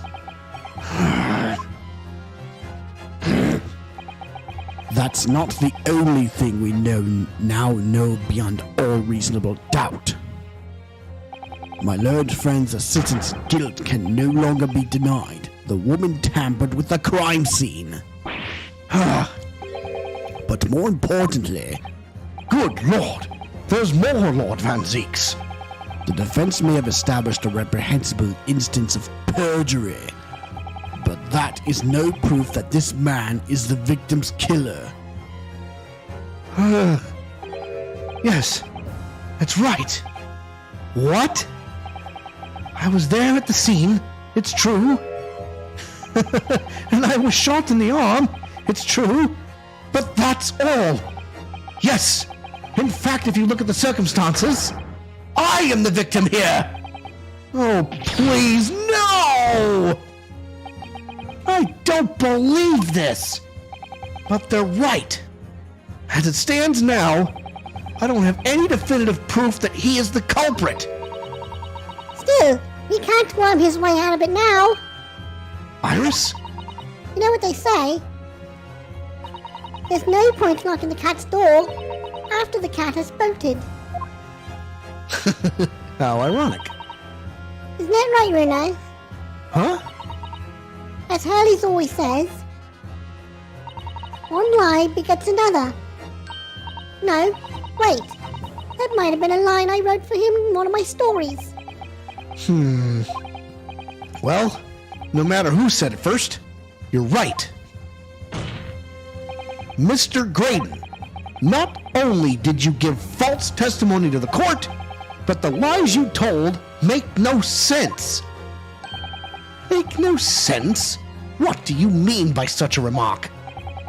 What you said in your testimony reveals that you know something you shouldn't have known. In other words, there is a fundamental inconsistency in your statements.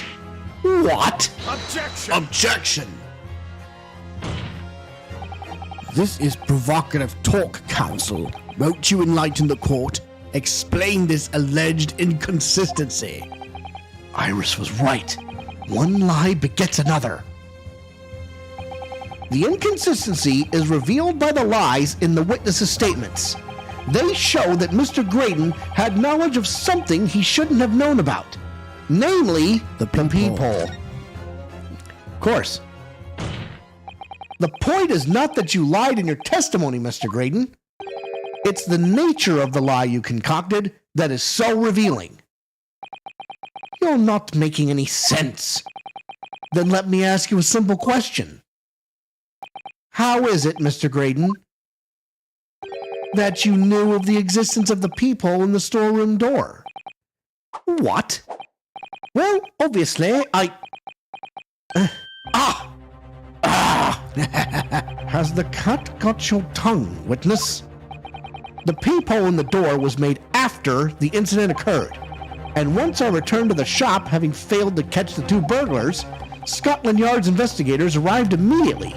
Since that time, the police have been at Windibanks constantly, carrying out their investigation. Isn't that right, Inspector Gregson? Well, yes, of course. The place is chock full of pawned articles, and my lads have thoroughly examined them all. So I gave the order to have officers working around the clock and shifts so we get through it all. And consequently, there's no way that you, Mr. Graydon, could have gained access to the shop. Therefore, you should have known nothing about the peephole in the storeroom door. So the fact that its existence forms the basis of your testimony is completely inexplicable. Objection! Objection! And yet the fact remains that Mr. Graydon did maintain that he witnessed the crime take place through the peephole in the door. How on earth is that possible? Can I have a word, please, Lord Van Zeeks? Speak, Inspector. It's just that I really ought to be getting back to the station now to put in my report. There's really nothing more I can add to this testimony, so just all the same to you. Permission denied. Oh, It's not all the same to me, Inspector. Not at all. You will remain exactly where you are until this trial concludes. of course, sir. Mr. Graydon, you shouldn't have known about the existence of that peephole. Which can only mean that you must have been informed about it by somebody else. Objection! Objection! Stop there, my learned friend. You realize, I trust, that the words you just uttered have extremely serious implications. Yes, but the defense believes that the details about the case that Mr. Graydon claims to have seen must have been revealed to him by a certain person before his testimony. And in fact, considering a particular clue we have, there's really only one person that could be. Yup. Who is the person in question, counsel? Who gave this witness details of the crime scene to facilitate his false testimony? We know, of course, it's Tobias Gregson. Take that! The truth is, it can only have been you, Inspector Gregson. Me? Objection! Objection! You had better have some proof to substantiate such a rash claim, my learned friend. Consider the fact that we have only been aware of Mr. Ashley Graydon's identity for the last few hours. We learnt of it only during the course of the trial today. Indeed, preparations for his testimony were made with great urgency during our hour-long recess, while the police executed the subpoena and brought the man here from the communication station. And until that time, Mr. Graydon would have had no idea, no inkling that he would suddenly be required to appear in court. Are you suggesting that until such time as he was summoned? Yes, my lord. Until then, it's reasonable to assume he knew nothing of the peephole. It was only once Mr. Graydon was in the stand that he realized his position, that he would have to defend himself against the accusation that he was the third intruder. You're suggesting to the court that it was while this trial was in progress that he received the information? so that he could commit perjury in order to save his skin.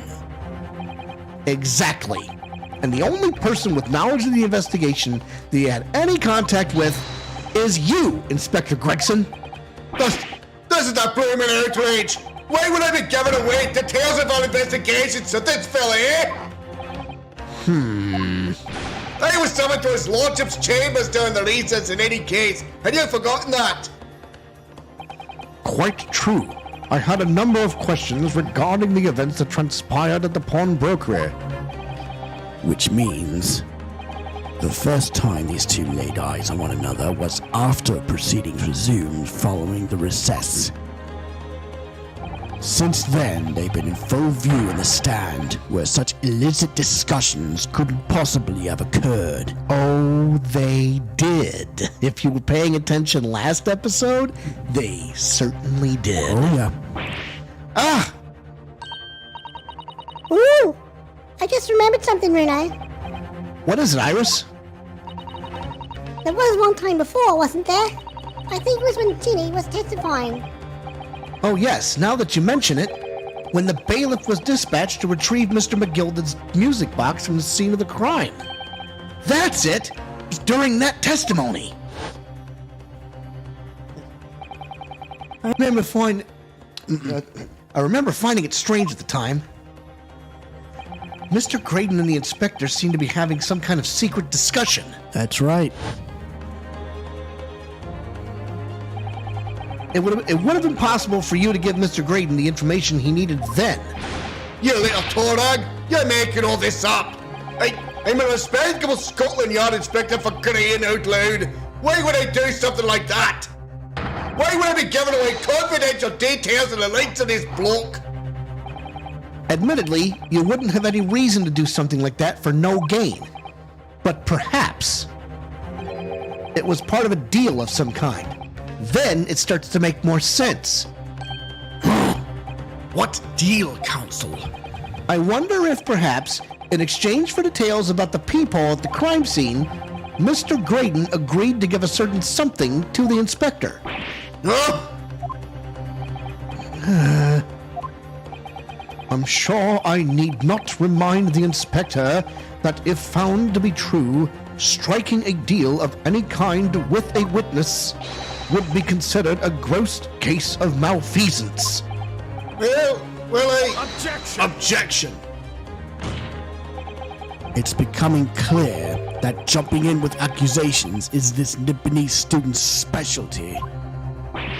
I don't do that. But with the stakes so high, the prosecution is not prepared to listen to baseless charges. It is incumbent on the defense now to present evidence in support of this diabolical claim. Evidence? Just what are you proposing that the inspector demanded of the witness in return? The court must see proof of this alleged deal. If Inspector Gregson really did strike a deal with Mr. Graydon, then logically, there's only one thing he could have asked for. That must be it. Rune, do you think it could be? Yes, it's the missing link that would join all the dots together in this puzzle. I must press you for an answer now, Consul. What evidence explains the nature of the alleged deal that Inspector Gregson made with the witness? The music box. Take that! Take that! Inspector Gregson, besides this murder, is it not true that you've been working on another, yet very important case? What are you getting at now, Sunshine? Is it possible that this other top secret case is what's alluded to in this newspaper article here? The classified secrets being leaked overseas from the Ministry of Justice. How the bleeding Nora could you? We discovered, during the course of this trial, the music box deposited at Windibanks by Magnus McGilded. A special music box designed to play 2 discs at once. It would seem very likely now that encoded on the pair of discs that were in McGilded's possession are the leaked classified secrets. So I put it to you, Inspector, that in order to recover the second of the discs containing those secrets, you covertly made a deal with Mr. Graydon in which you exchanged the disc for details of the case. Listen to that music, Yep, folks. here we go. We're getting close. Order! Order! On the day of the incident, when we met you at Windibanks, you said this. I'll be taking that whatever it is of McGilden's down to the yard, thank you very much. So hand it over. No, don't. Don't give it to him. It's mine, that is. Mine. I'm sorry, miss, but anything belonging to McGilden has to be taken in as evidence now. Scotland Yard already knew at that time, isn't that right? That Magnus McGilden was involved in the stealing of government secrets. My orders were recover the medium used to convey the secrets leaked from the ministry and do it on the QT. Strictly hush hush. And that explains why, when I presented this disc as evidence to the court, you objected so heavily, I presume. Because you knew that it contained highly confidential information. Blimey, not likely. I mean, I wasn't sure of it myself. I realized there was a possibility, that's all. Inspector, surely you're not saying that in order to acquire the second of these music box discs, you did indeed reveal confidential details of the crime scene to the witness? To aid and abet this man in giving false testimony? There's no other way that Mr. Graydon could have known of the existence of the people. It's the only explanation. A deal was struck between these two men. No! Objection! Objection! If, and I stress if, This sobering assertion turns out to be founded in truth, it would mean that the second disc is, as we speak, here in this very courtroom. Wait, what? In this room? How could you possibly make a claim like that? Because Inspector Gregson is a Scotland Yard detective. What? what's that supposed to mean, eh? As a seasoned policeman, the inspector will have approached this alleged deal with caution. Certainly, he would not have accepted a gentleman's agreement in this matter. No, he would have insisted on having the article agreed upon in the palm of his hand. Good gracious!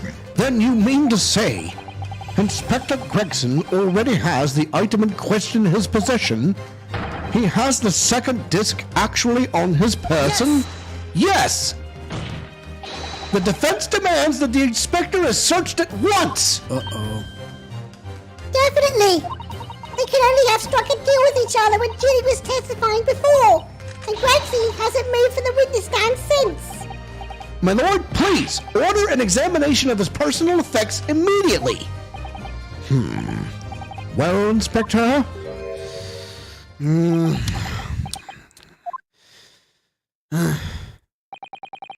This young lad wants to tone down his imagination.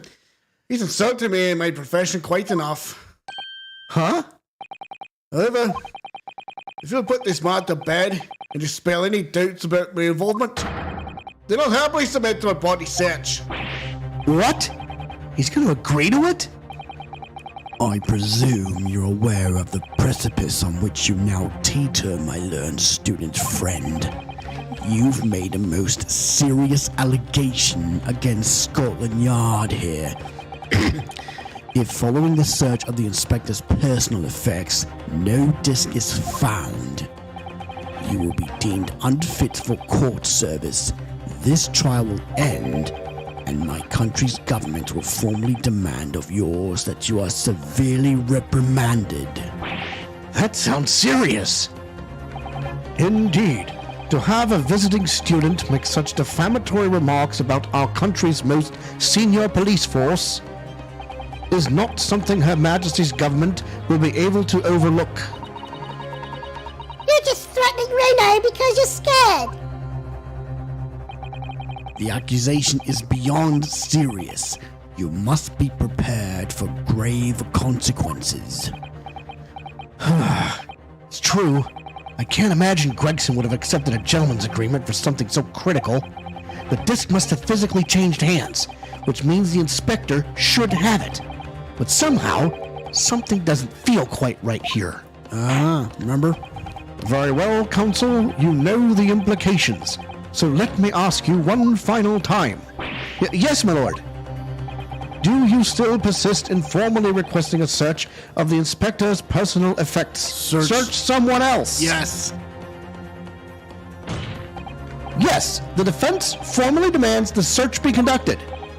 Well, Don't say you weren't warned, but your typical Nipponese stubbornness may well land you in hot water this time. Perhaps the lesson will do you some good. Fair enough. I got nothing to hide. very well then. Bailiff, conduct a search of the inspector's Objection! The defense demands a search, but not of Inspector Gregson. What? Now what's all this? I ain't the one you're accusing, aren't I? I thought you wanted to search me. No, Inspector. Not you. Somebody else. What's the meaning of all this, eh? What's at last have you, sunshine? The court shouldn't have to put up with this nonsense. You're being completely irrational. Be quiet, all of you. Be quiet, all of you! Bruno's doing what you all told him to do and having the courage of his convictions. So you should respect that and listen to what he has to say in good faith. Because that's the British way. Huh. Well said, young lady. Indeed, this court is in awe of the defense's counsel's conviction and eagerly awaits his next words. You what? Now don't be hasty, my lord. If I'm not mistaken about the things I've seen in court today, I'm fairly sure that I know who has the disc at the moment. There's only one person it can be. Counsel, of whom do you request this search now? Well, of course we know. It's this guy. Yup. Take that! Of, my lord, Mr. Nash Skulkin. Well, I never. Blimey! Him! Very well, then. Bailiff, restrain the witness and conduct a thorough search of his personal effects. Hold it! Please, my lord! Inspector? Scotland Yard has to object to this search. Objection! Objection! Unfortunately for you, Inspector, your objections carry no weight here. Eh? In this courtroom, only the prosecution and the defense have the authority to object. But, my lord Van Zeeks! I have no idea what forces are in play that might influence your actions. But personally, I have no intention of obstructing the course of this trial. Bailiff, carry out the search. Hold on a moment. I know nothing. Nothing about no desk. Cut out! We apologize to our neighbors. Here, my lord, in the witness's pocket. I found this. Good lord, that's... Another music box disc. I know nothing about it. Nothing.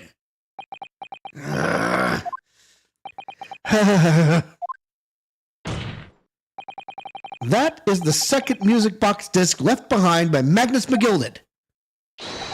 Is it not, Inspector Gregson?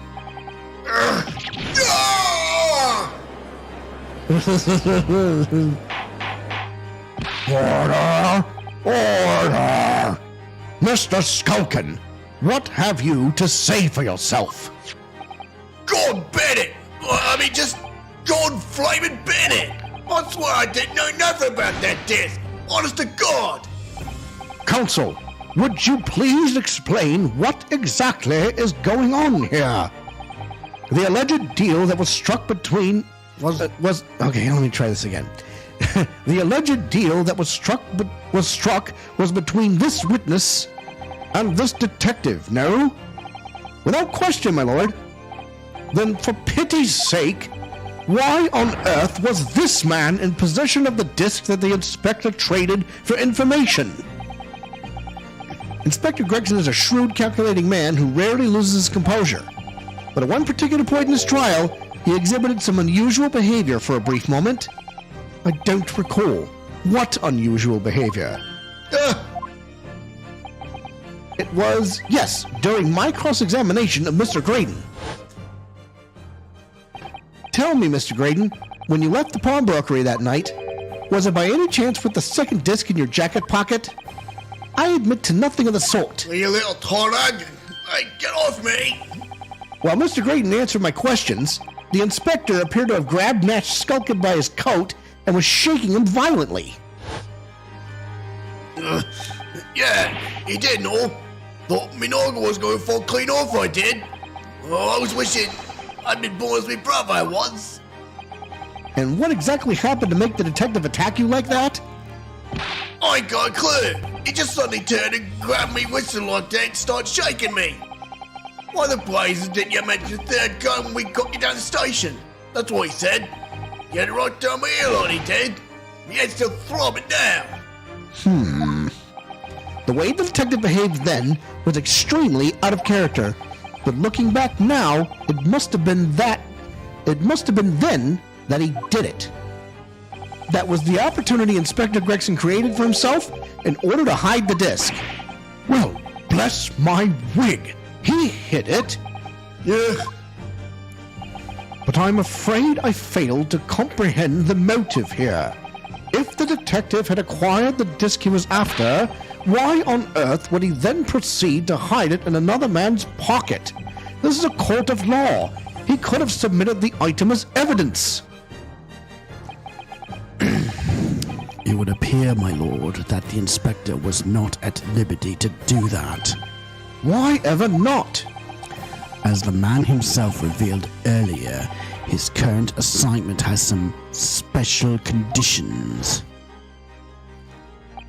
We ought as well recover the medium used to convey the secrets leaked from the ministry and do it on the QT. Strictly hush hush. Hush, hush. A top secret assignment, is it? As far as we're aware, the information stolen comes from confidential government communications. It would seem that if that information were to be revealed in court as evidence, it would be problematic. Does that sum up the situation, Inspector? I'm operating under direct orders from the ministry. I'm afraid I'm not at liberty to answer that question. So, realizing there was a chance that you may be searched here in court, you took steps to hide the disc you had acquired from the witness. Ah, does this mean he only pretended to attack Mr. Skulkin in order to get close enough to him to slip the second disc into his pocket? So it was all a pretense?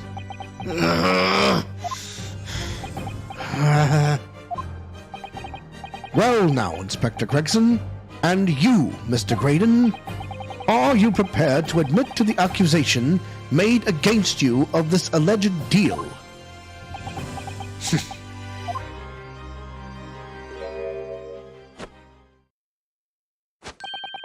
Admit to it? Yours truly?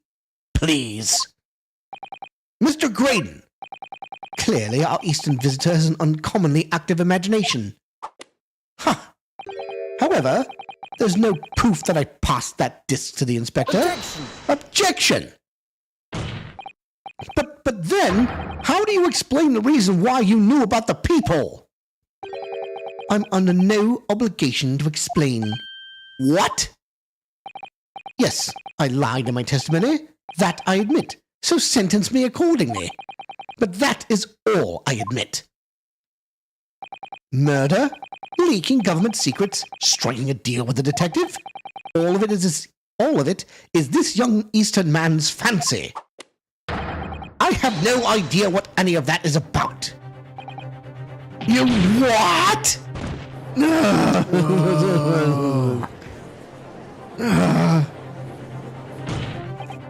Well, what about you then, Inspector Gregson?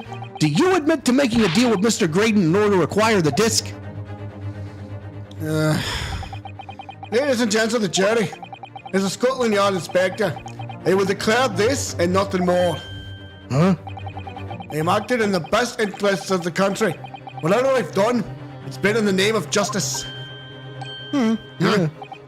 So, as members of the public of this fine country, I'd like to think that justice will be your guiding light when you're making your decisions.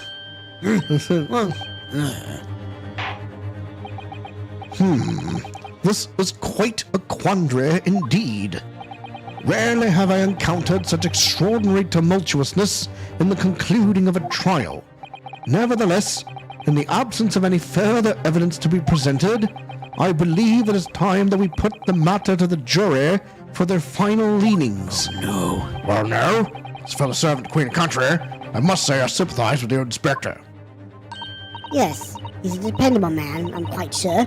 In service, one becomes a good judge of character. Even crossing your eyes doesn't help when it comes to looking at this case. It's all blurred to me. Well, as a fellow professional, I'd like to put my faith in the detective, really. Graydon is highly skilled operator. Stop. Currently in presence of idol. Stop. Detective has very much trust in eyes. More than this, I cannot say. I don't believe it. These 6 jurors they're gonna believe Gregson. If they declare their decision now, Is Ginny going to be found guilty? if I don't manage to produce some definitive evidence right now, then we're gonna lose. Either some proof that Graydon killed Mr. Windibank, or stole those government secrets, Nope, or some evidence to force Gregson into admitting that he struck a deal with a witness. that's gotta be it. Well then, counsel, I think it's time I imposed on the jurors to declare their final decisions. No, that is, unless you have some compelling evidence you have thus far not presented to the court. If I let the judge call on the jurors to announce their leanings, Gina will be found guilty. So there's no choice then, Renee. You have to throw some more evidence at them. This is it now. It all comes down to this. Who do I present evidence against? Gregson or Graydon? Gotta be Gregson. Inspector Gregson. Inspector Gregson, there is one final piece of evidence I would like you to see. What's that then? If you refuse to acknowledge that you did in fact strike a deal with the witness here today, then you leave us no choice but to examine this piece of evidence thoroughly.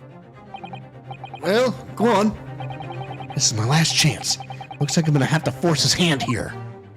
One final piece of evidence to get this detective to admit to the deal he clearly struck with Graydon. The box. Either the box or the second disc. Take that! Take that! That's gotta be it.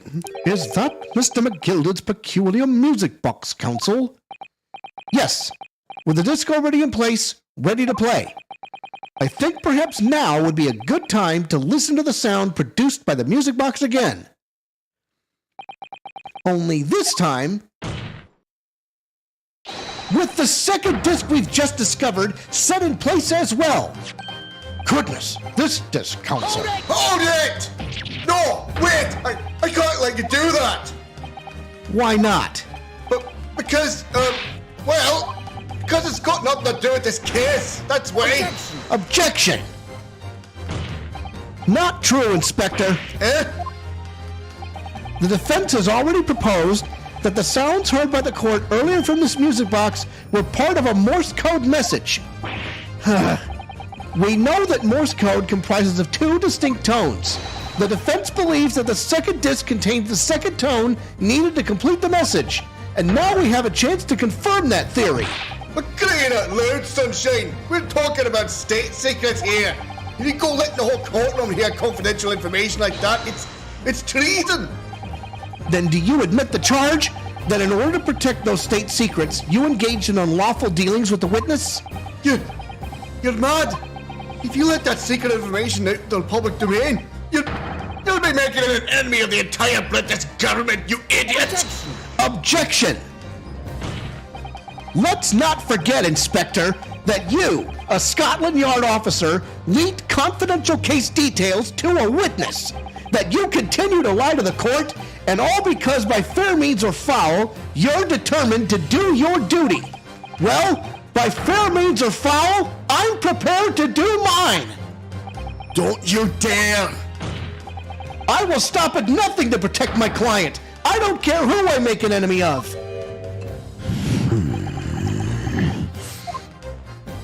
My lord, if you please, the court must hear the sounds made by that music box. Come on, Van Ziggs! For Pete's sake, stop him! Objection! Objection! Ha! Inspector, you should know my methods by now. I'm a prosecutor. I'm no Scotland Yard puppet. Ugh. In this courtroom, my duty is to the law. So let me propose a toast to uncovering the truth by fair means or foul. No! Huh? Very well. The defense's stance here and that of the prosecution has been made very clear, I feel. Therefore, in accordance with the defense's request, the court will now listen as this music box is set in operation once more. This time with the second disc in place and both discs playing simultaneously. Here we go. Listen up, folks. Uh-oh. Oh, listen to that! It's unmistakable now. It's Morse code. Hold it! Alright! I admit it! Whatever you want! But for the love of God, shut that blooming box up!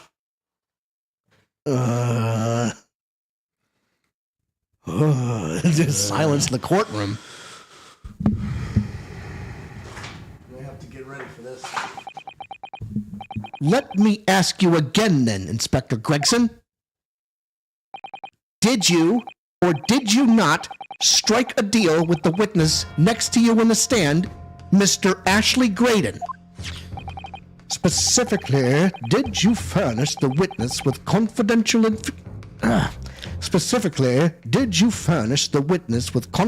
case details in exchange for this music box disc?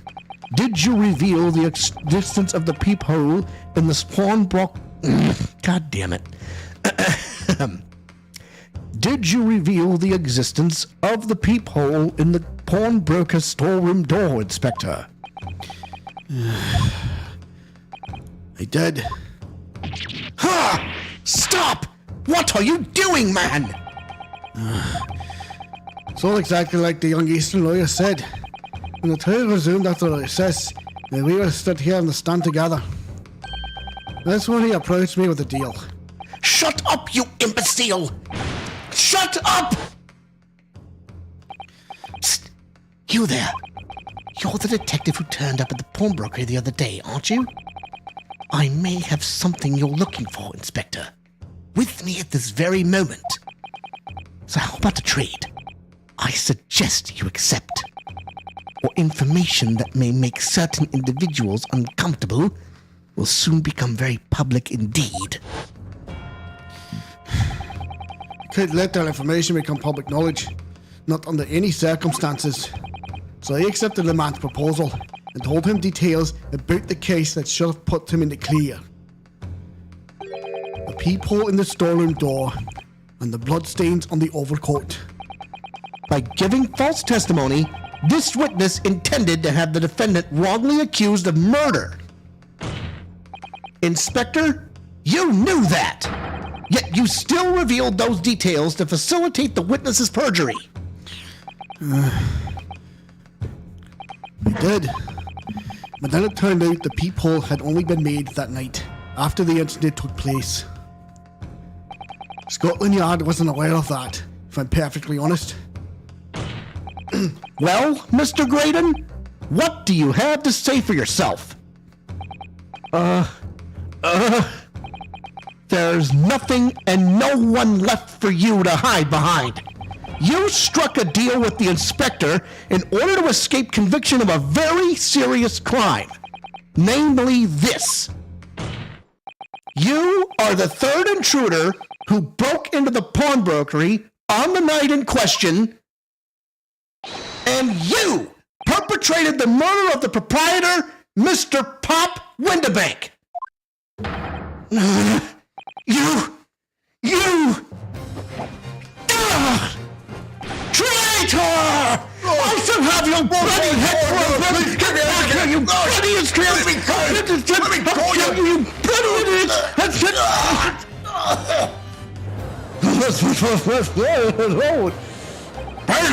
Bailiff! Restrain that man! At once! Again, we apologize to our neighbors, but y'all. That's the last time, I swear. That's it then. It's all over.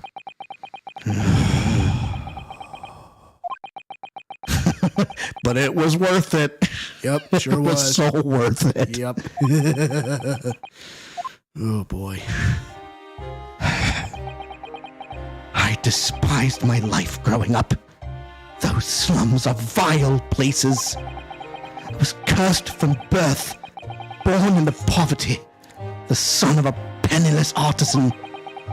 My parents did nothing but quarrel all day long. What little money they had was never spent on me.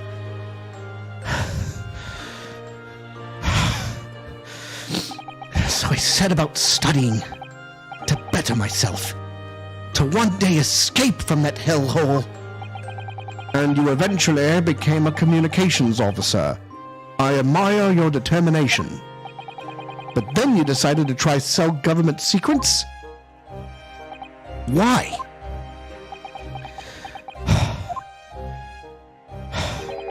Isn't it obvious? Because I wanted money. Even now, years later, the nightmares of my life in the slums wake me in the small hours. I wanted to drown them out with more money than anyone who lived in that squalor could ever imagine. Then one day, I met him. Mr. Magnus McGilded. You're a fiend with a queer talent, so you are. I've money to throw your way if you're interested. All you need to do is go along with me, little plan now.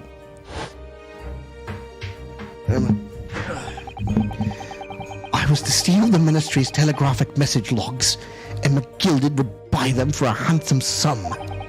So I was responsible for inspections of the ministry's communications office. It was a simple enough task. The lure of the devil's offerings. How easy it is to succumb. But you must surely have realized the seriousness of the crime you were committing. And for that reason, I took great lengths to ensure that my actions were untraceable. By using the music box. My father was a brickmaker, though my mother divorced him when I was still a child. Yes, Mr. Mason Milverton. That's right. He was very skilled with his hands. He'd once been a music box maker's apprentice. I imagined his skills would be sufficient to create a machine that could generate Morse code. So I sought out my father again to employ his services. It was the first time I'd seen him since I left the slums 10 years earlier. Wow, poor bastard. Yeah, almost feel sorry for him. Look at you, Ashley. What a fine gent you become, eh? He was a different man to the one in my memory. A thin, frail old man. But poverty had never broken him, never corrupted him like it had me. I was sure that he wouldn't help me if I told him the real reason. So I made up a story. I've got some work for you, Father. I need some music box discs made. Music box disc, eh? A musician friend of mine has written some music he wants to sell to the public. I've brought the score with me. There are two, actually. I'd be delighted, son. It's been 20 years since I did any work like this, though. Fetch my tools, would you? They're in the loft. That's how I had him make the two discs. Thereby splitted the information in two. You were taking considerable precautions indeed. It was to protect myself as much as anything. It meant that I could deal with McGilded in two separate transactions. The first involved the first of the two discs and the music box for playing them. I exchanged them with McGilded for 10 guineas. Then, on receipt of the second disc, he would pay 1,000 guineas.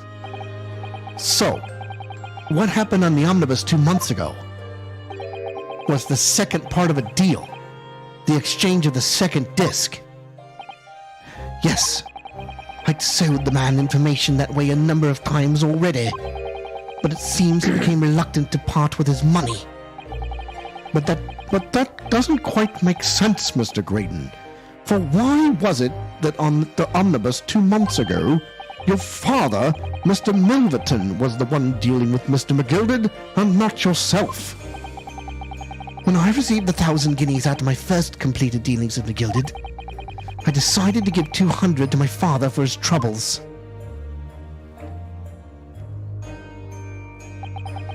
But my father realized something was amiss. In time, he worked out that I must be involved in something dubious. And when he did, he said to me, Next time there's an exchange, you let your own man do it, understand? Otherwise, I won't take your money anymore. I think that he meant to be kind with that, but anyway.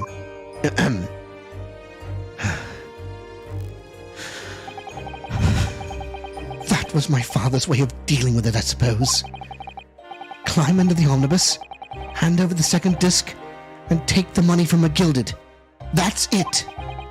He had no idea what was actually on the discs I'd asked him to make. He never knew. Just like I'll never know why everything went so horribly wrong that night. All I know is that the disc was taken from him, and he never returned home.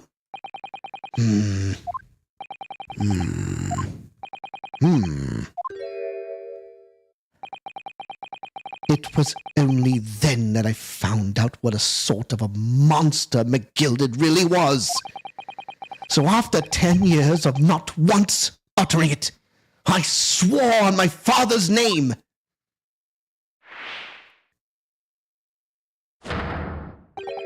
to exact revenge. Revenge? As anyone with even the remotest knowledge of the man will no doubt be able to imagine, McGilded brought all his wealth and influence to bear in the most despicable of ways. To crush any semblance of justice in his trial. The crime scene was tampered with, evidence was fixed, and witnesses were bribed. That trial 2 months ago was a farce from start to finish. My feet had barely touched British soil back then, and I walked into that hornet's nest completely unaware of a sinister background to it all. I'd made plenty of money out of my dealings with McGilded by then, so I spared nothing in my arrangements 2 months ago. I knew exactly who to hire.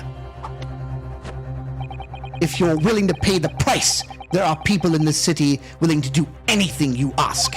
McGilded himself had shown me that. Are you saying that... I think you have the picture now. After he twisted everything to his favor in this courtroom to ensure that he walked free, I took matters into my own hands and delivered the justice that monster deserved. My God! That tragic accident following the trial here 2 months ago was planned and executed by yours truly. McGilded's death that day was caused by this man. Everything is ready, sir, if you'd like to follow me into the courtroom. What's this, officer? This sooner than I was led to believe. Hope it's not an inconvenience, sir. There were some changes to the schedule.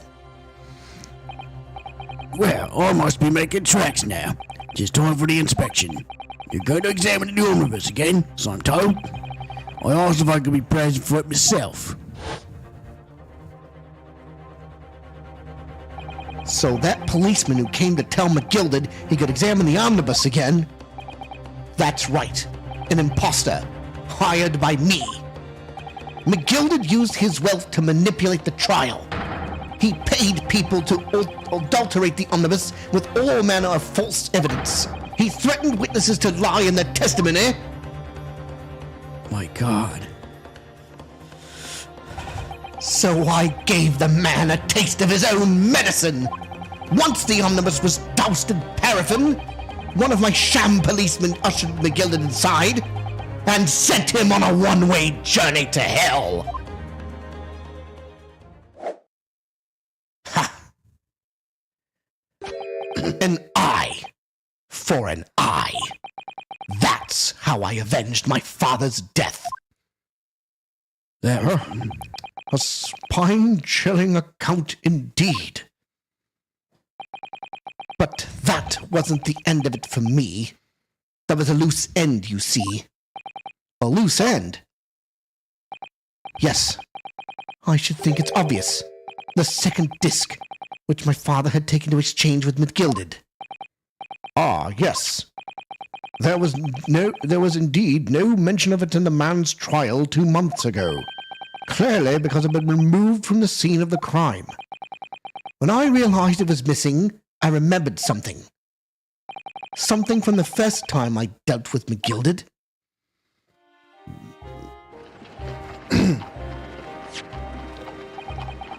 This is the first of the 2 discs, and the music box you need to play them.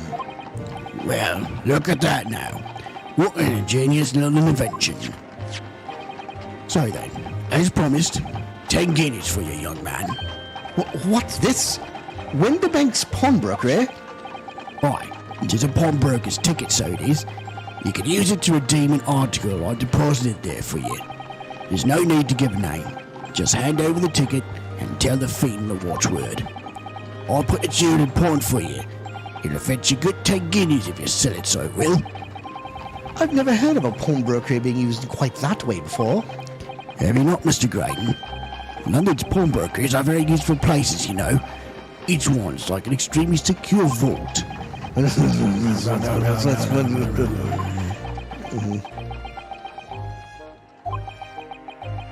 Oh boy. Wow. So I knew that if he'd taken steps to hide the disc, it would be in that pawnbroker somewhere.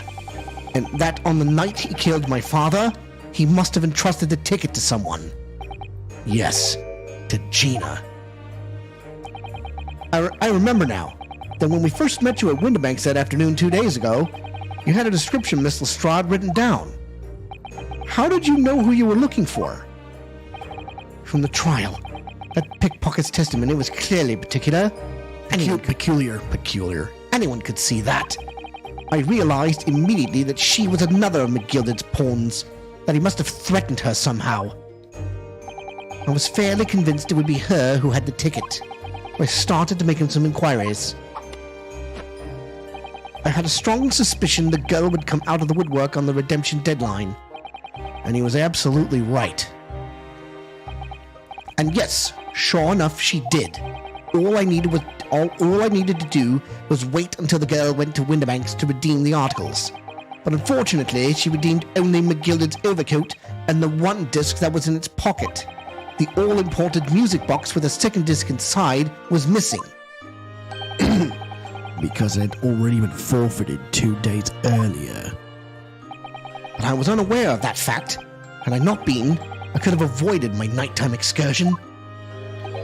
Meanwhile, as our investigation into the stolen government secrets was progressing, we picked up on the fact that McGilded was involved. Inspector, you've recovered fast. We orders were to recover the stolen information as quickly as possible.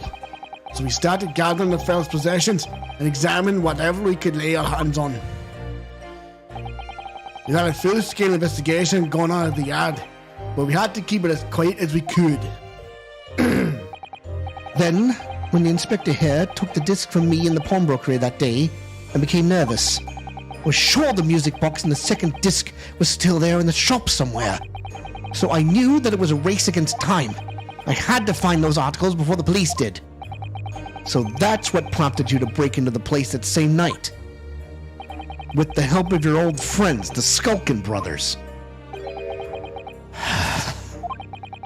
What happened that night in the pawnbroker, I can only describe as a nightmare.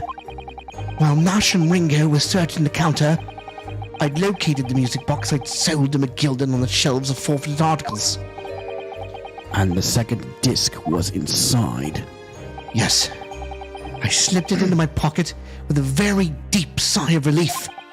But then, something entirely unexpected happened. What are you doing in my shop?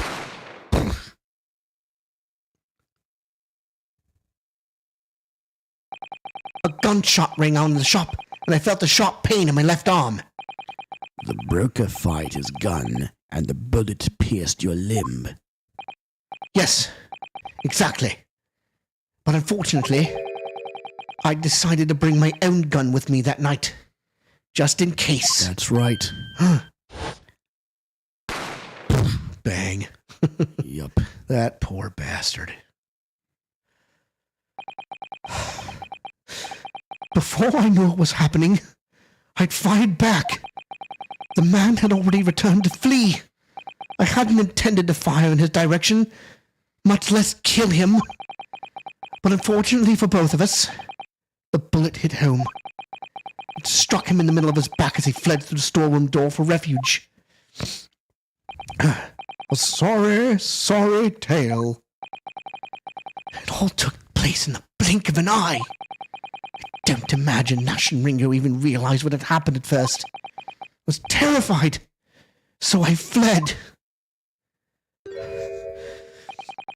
And that's the whole story. That's everything that happened at Winterbanks on that wretched night. So he definitely feels sorrow.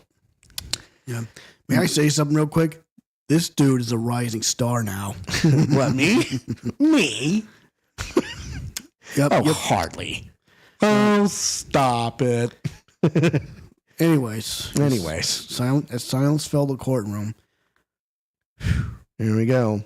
Wild ride, folks. Oh, boy. Wild ride. Earlier, you called Mr. McGilden a monster. A man who uses wealth and influence to distort the facts and escape justice for the crime of murder. What tragic irony, for what you have done is exactly the same.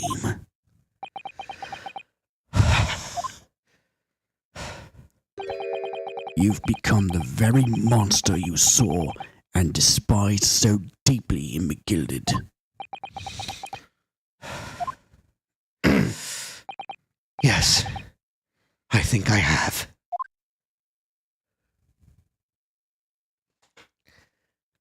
Yeah, I'll say it again. That was beautiful. Well, this has been a long and exhausting trial. However, it would seem that at last we have arrived at the truth. Inspector Gregson, what of Mr. Ashley Graydon? He's been restrained, my lord, and is being escorted to the yard. He'll be charged with the murder of Mr. Weatherbank and the stealing of government secrets. Very good. And you, Inspector, regrettably, you will have to face charges yourself. Yes, my lord. Of course. It transpires that you were complicit in helping a criminal escape justice. That fact remains, whether or not you were doing so in the line of duty. The crime is a serious one, Inspector, and inexcusable. Now to the defendant, Miss Gina Lestrade. Yeah? It is time for the final adjudication. Is the jury ready, Mr. Foreman? Yes, sir. Gird up, squadron, standing by, sir. This is really it now. The last push. Final call. The finishing whistle. My men are ready to deliver their verdicts. Thank you, Mr. Foreman. Very well. Ladies and gentlemen of the jury, you will now declare your final decisions to the court. Take it away, jurors. Not guilty. Not guilty. Not guilty. Not guilty. Not guilty. Not guilty.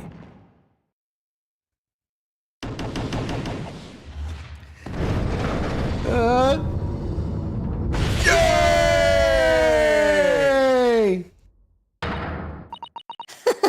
That's the stuff. I'm off the hook. Finally, Renee, you finally managed to do it. Finally is the word.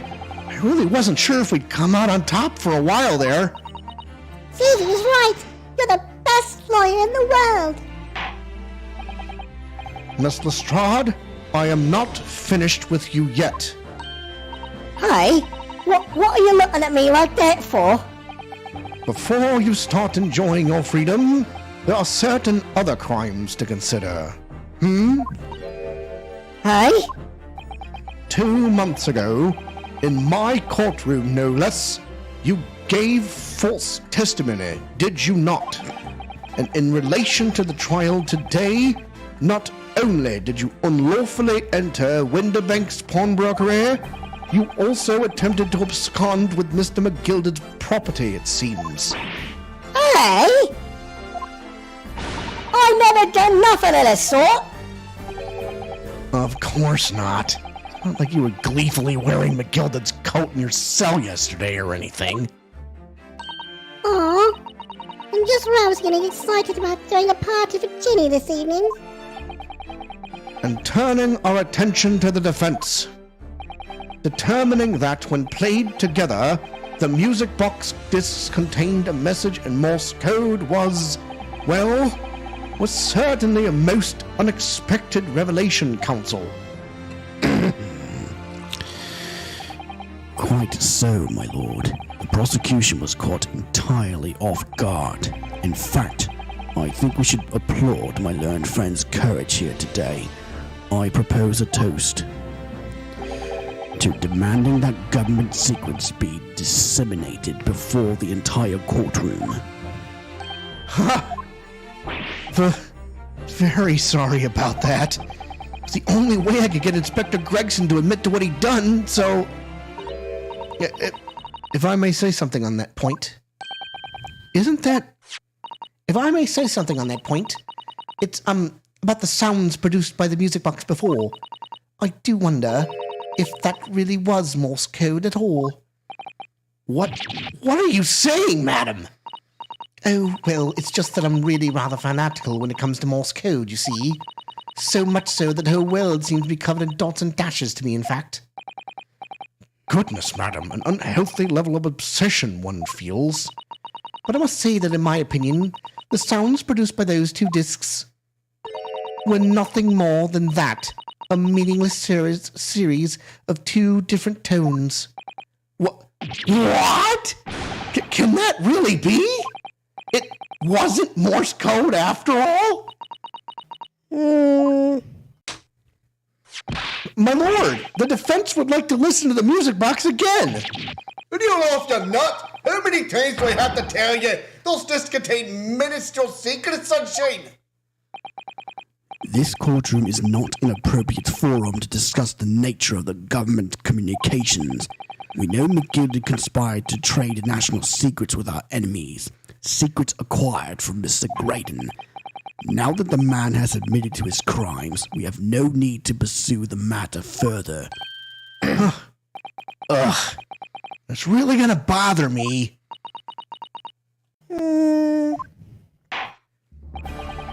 Miss Lestrade? Yeah, me lord? That which you have seen today here in this courtroom has been extremely disturbing. Falsified evidence, intimidation, perjury, a grim catalogue of depravity. An appalling experience to befall any child. Come on, it ain't nothing I don't see most days in the back slums. I beg your pardon? If you're weak, you pay for it. That's just how life goes. Gina, But look, I reckon I worked something out today. The world ain't fair, but if you want it to change, you gotta start at home. You gotta start how you are yourself. well, that's a very laudable lesson, I would say. I eagerly look forward to the born-again Miss Lestrade never gracing my courtroom with her presence again.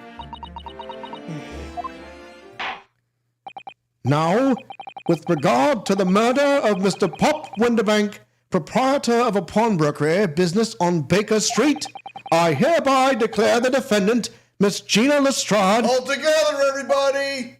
not guilty!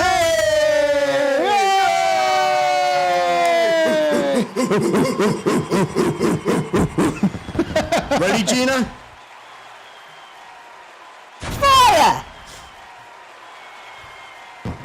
Wow! That's awesome. Yes, sir. Oh, shit. Oh, that's great.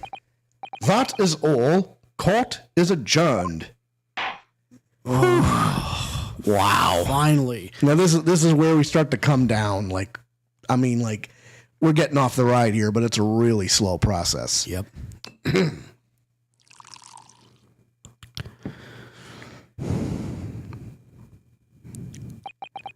On a personal note, I must say you've surprised me, my far eastern friend. Oh, Despite being a Nipponese, you saw through the pretense to the malice that festered within that Englishman, and at the same time saw through the grime to the surprising heart of your English client. You have a curious talent for judging character, especially considering our very different cultures. I don't think there's anything curious about it. Whether we're from the Empire of Great Britain or the Empire of Japan, we're all human beings. We're not so very different on the inside. You know, I took this case for one very simple reason. To lock swords with you once again here in the courtroom. You did? When I encountered you for the first time 2 months ago, it reminded me of toasting friendship and trust with another Nipponese, only to find my trust betrayed. Through you, I hope to look into the eyes of the man I once knew and try to understand. Wait a minute. You mentioned something similar earlier today about total betrayal at the hands of the Japanese.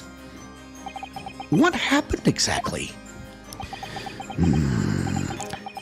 Well, you may ask. And one day, when the time comes, you will learn the answer, whether you like it or not. All right. Then I'll wait for that day if I must.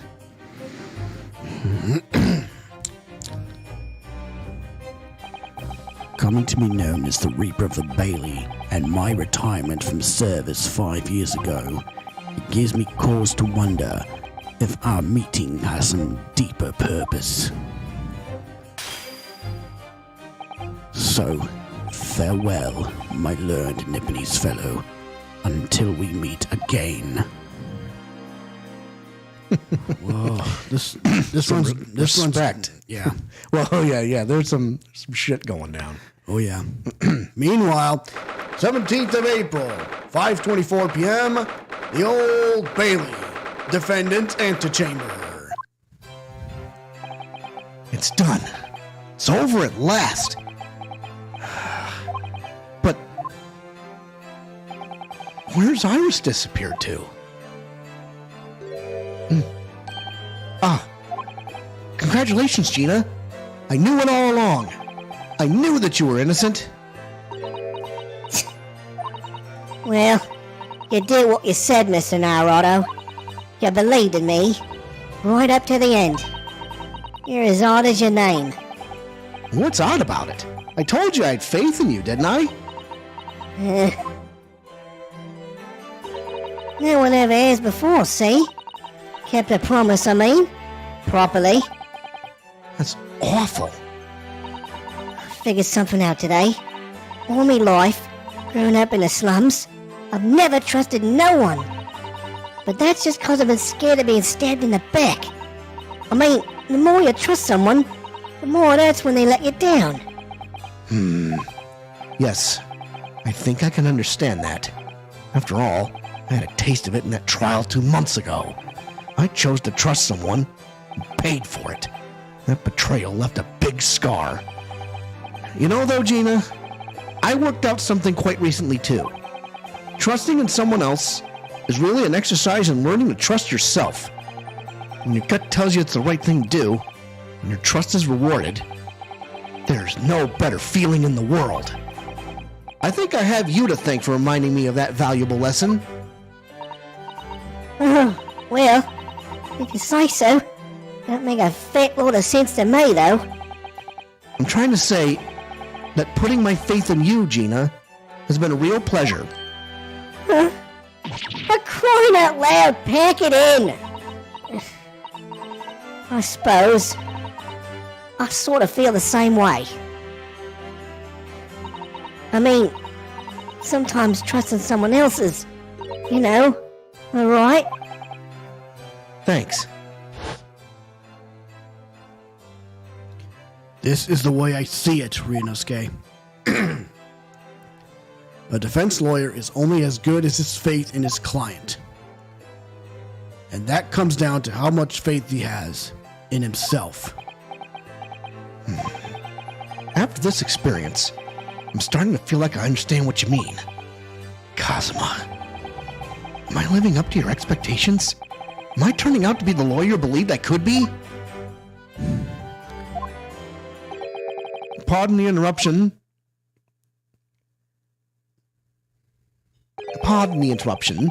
But what the deuce does a man have to do to be noticed around here, my dear fellow? Ah, that voice! It's too late for that voice now, Mr. Naruto. I've been standing here patiently in the corner of the room for an eternity. Yes, it was me all along. I would have said when you finally noticed me. But you people with your incessant babbling. Mr. Sholmes! Yes, it was me all along. You see? Jesus Christ. I'd assumed you'd been taken back to the hospital, to be honest. Indeed I was. But I managed to escape again. Oh. I happen to be aware of one or two foibles of the doctor who was tending to me. I merely made my knowledge of them known to man, and he happily issued me with a leave of absence. How very above board. But enough of my adventures. That was a fine victory, Mr. Naruto. Your tireless efforts justly rewarded, I feel. Congratulations are in order. As a close friend, I tip my hat at you. Oh, thank you. Some great detective you are. Great at being cold as ice, maybe. Have I irked you in some way, Mrs. Strahd? While you've been having a snooze in your nice soft bed, some of us have been fighting for our lives. Ah, well, that bullet did cause me to lose a substantial amount of blood, it is true. So I have indeed been feeling somewhat cold. Not perhaps as cold as ice, but, well, have a feel. Could you take your hands off my neck, please, Mr. Sholmes? And in some way, I suppose, congratulations are ordered for you too, Mr. Strahd. What's that supposed to mean? Why so half-hearted? Well, naturally, it isn't my intention to alarm you, but an acquittal in a trial with that particular prosecutor is perhaps a little precarious. Well done, Mr. Sholmes. Not alarming in the slightest. Oh, a reaper, you mean? Oh, the reaper, you mean? Well, anyone who's found not guilty in a trial he was working on winds up dead anyway. Is that it? The very point I was trying to make, as exemplified by the fate of Mr. McGilden, in fact. Ah, but of course, I pay no attention to such irrational drivel myself. Yeah, well, it don't bother me. Oh, really? Of course not. The way I see it, a Reaper's a bit like him upstairs. Him upstairs? You mean like God? Yeah, him upstairs knows what's what, right? He knows what people are like on the inside. He won't have got a wrong end of the stick. There's some cubs like that bog trotter, what are rotten to the core. And the end of the day, him upstairs makes sure they get what they deserve. I suppose that's one way of looking at it. Divine justice is one thing, though. The Reaper taking matters into his own hands and claiming lives is another. Well, I ain't like the McGillers of this world, so I ain't scared. I got principles, see?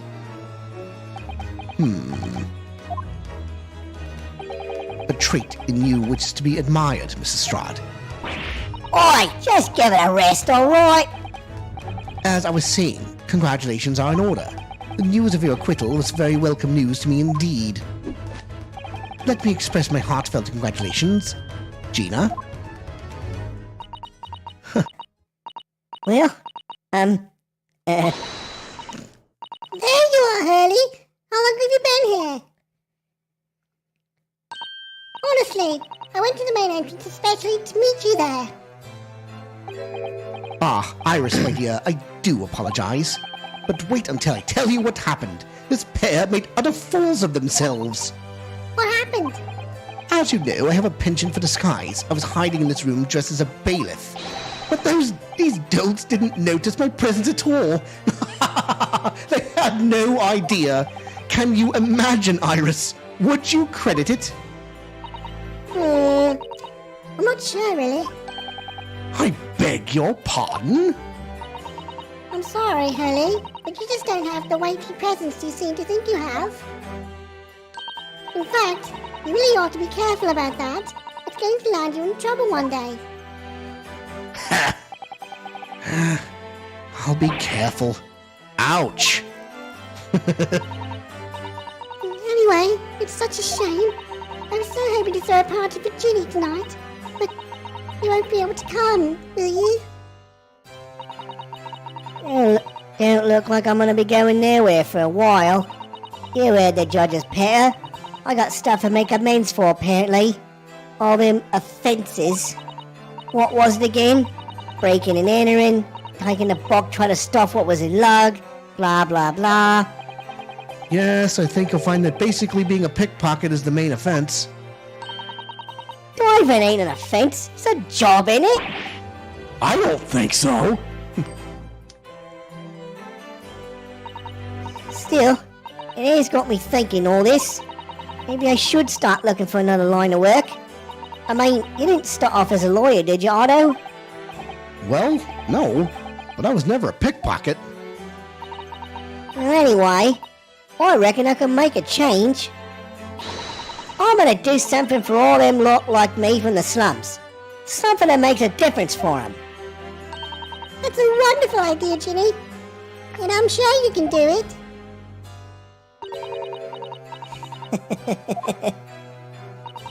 What is it?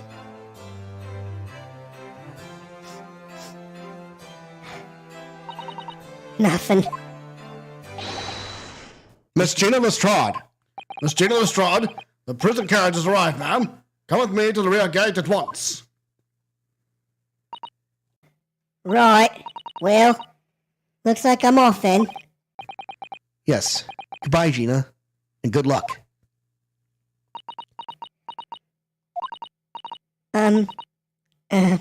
Otto? Yes?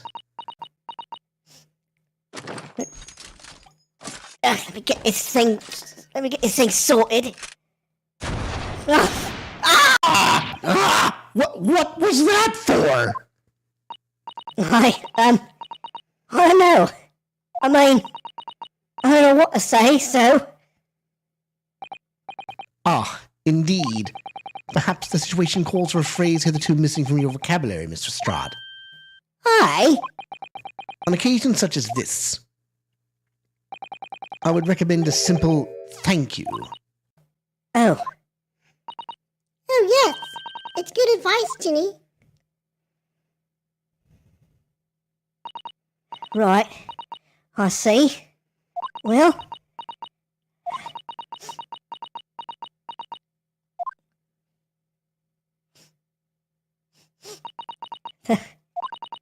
Thanks, Otto.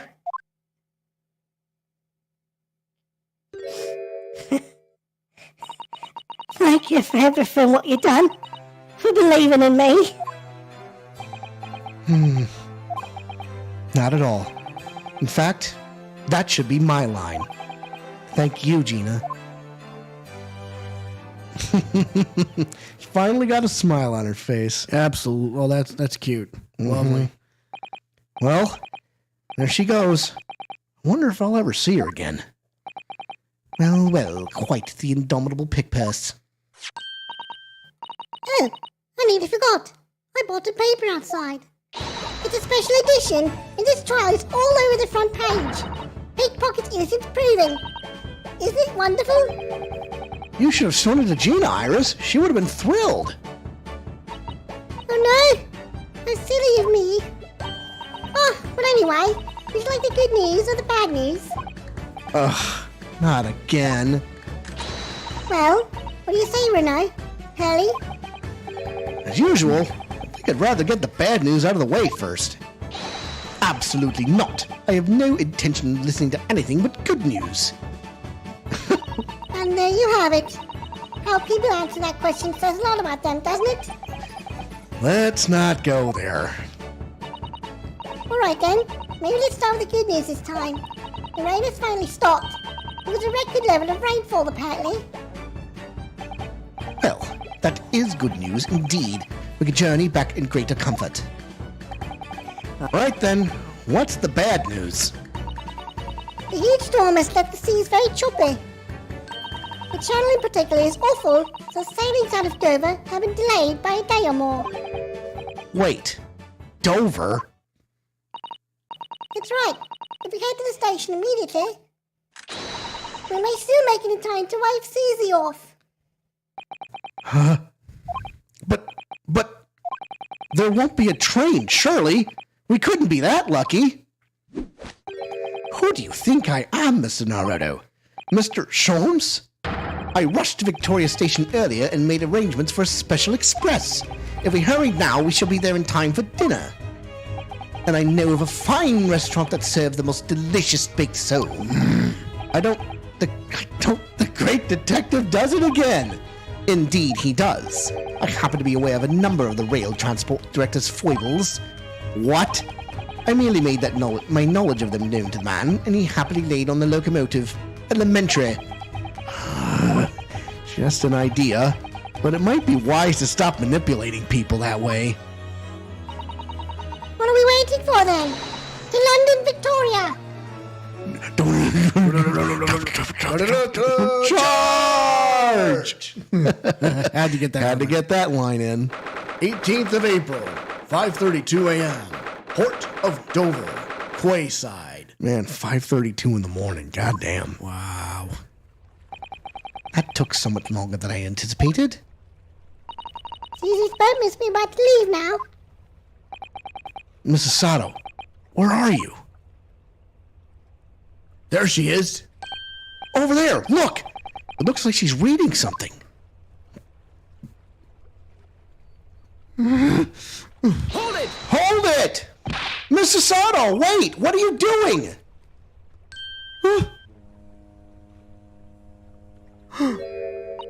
Mr. Naruto, what are you doing here? We came as soon as we could after the trial. I mean, we heard that sailings were being delayed due to the bad weather, you see. Oh, I see. Then tell me, how did Gina's trial go? It went well. She was acquitted.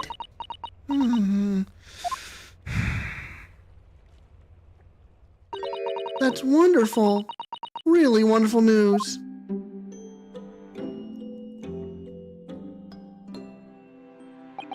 The book you were about to throw into the sea.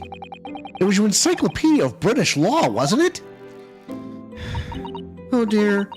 I was hoping you hadn't seen that. I'm not worthy of practicing law in any way now. So, I was saying my final farewell. You're saying goodbye to law?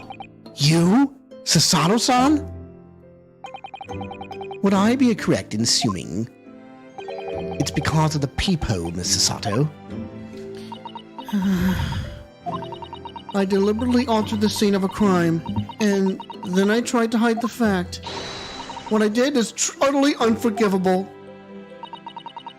That reminds me. How did you even contract this, Susie?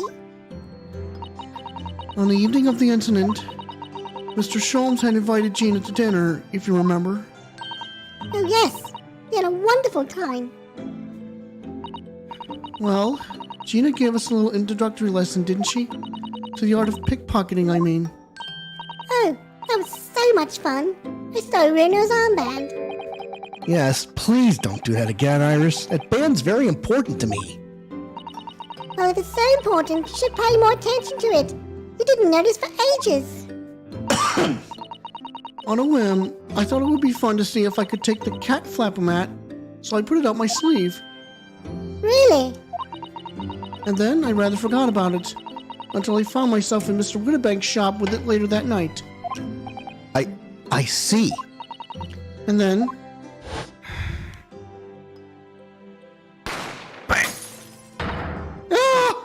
Mr. Sholmes! Mr. Sholmes! Leave me, Miss Naruto. Right! After Mr. Naruhodo had left the shop, I started to think. That door started to play on my mind. The storeroom door, you mean? Yes, if Gina was anywhere in the shop, I realized it could only be behind that door. And at that moment, the little device that I had up my sleeve sprang to mind. I was so worried about Gina, I simply had to know. So you used the cat flapper-mat to make the peephole in the door. As captured on the photographic print of the shop. By one of Hurley's red-handed recorders. Indeed, it was of the first importance, that point. Precisely when the peephole was made, that information would prove to be Mr. Naruto's greatest weapon. Though naturally, without proof, it would have amounted to nothing. But when I looked through the hole in the door, She saw it too. the sight that met my eyes made my blood run cold. Thoughts started to run through my mind. I remembered that trial 2 months earlier. The trial of Magnus McGilded. I thought about how he had manipulated the evidence and arranged false testimony to secure his freedom. It made the British justice system feel very dark and sinister to me. And then, a terrible thought occurred to me. What if some wicked criminal was planning to do the same thing now? Ugh. Because in the appearance of the crime scene, it looked exactly as though Gina had shot Mr. Whittabank. Even though I was sure she would have never have done such a thing. You were worried that the true culprit would try to frame her for the crime. That's right. But then I realized it would be very difficult for anyone to give false testimony in this case. What do you mean? Well, the crime appeared to have happened behind the door of a locked room. For someone to claim falsely to have witnessed it, there would have to be a way to see beyond the door. Ah. For which a peephole would be the very thing. Only the people I had made wasn't actually there until after the crime had been committed, of course. And the criminal would know that, so it wouldn't make any difference. But the possibility of a rather ingenious trap was there, was it not? A trap? Is that why she did it? So, is that why you kept it a secret, Susie? You never mentioned that you made the peephole to anyone, not even to the police. I know. And I knew at the time what I was doing was wrong. A criminal offense, even. That's why I decided to confide in Mr. Sholmes. If Mr. Naruhodo was completely backed into a corner, with no other possible means of escape, the truth about the peephole could save him. That was my plan. She really does think of everything. But then, why didn't you just tell me everything before the trial began? My dear fellow, you're not thinking straight. If she had done that, it would have rendered you complicit in the whole escapade. Ah. You could have been disbarred if you had seen to have knowingly tampered with a crime scene. So Mr. Sato decided to shoulder the burden of responsibility alone. For your sake, and Mr. Strahd's. Mr. Sato.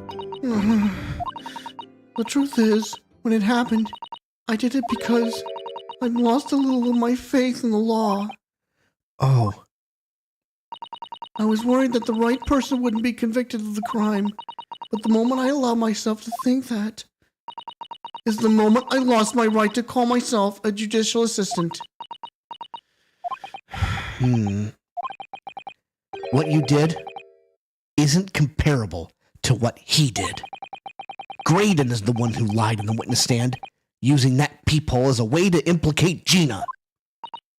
And besides, if the peephole inconsistency hadn't existed, I'm not at all sure that she would have been acquitted in the end.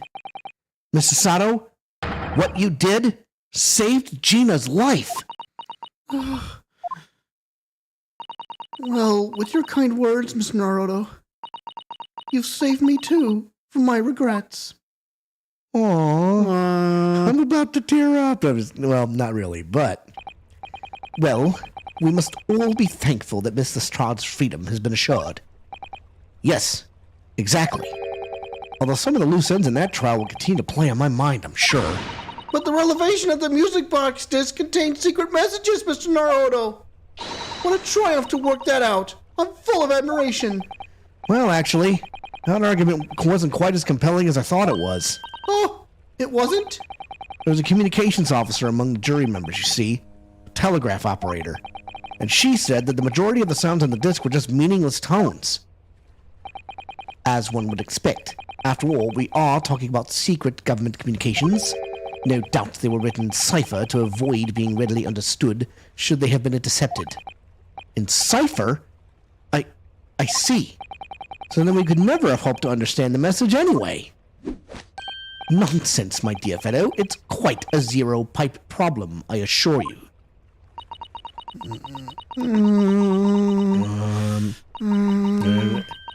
A. G. Wait a minute. What the? Sogi. What? Huh? Wait a minute. Hold on a second. Huh? What? Well, that can't be a real word, can it? How funny. Wait! Iris, what did you just say? Oh, I just said asogi. Does that word mean something to you? Means something? Asogi was the name of my best friend! What? What?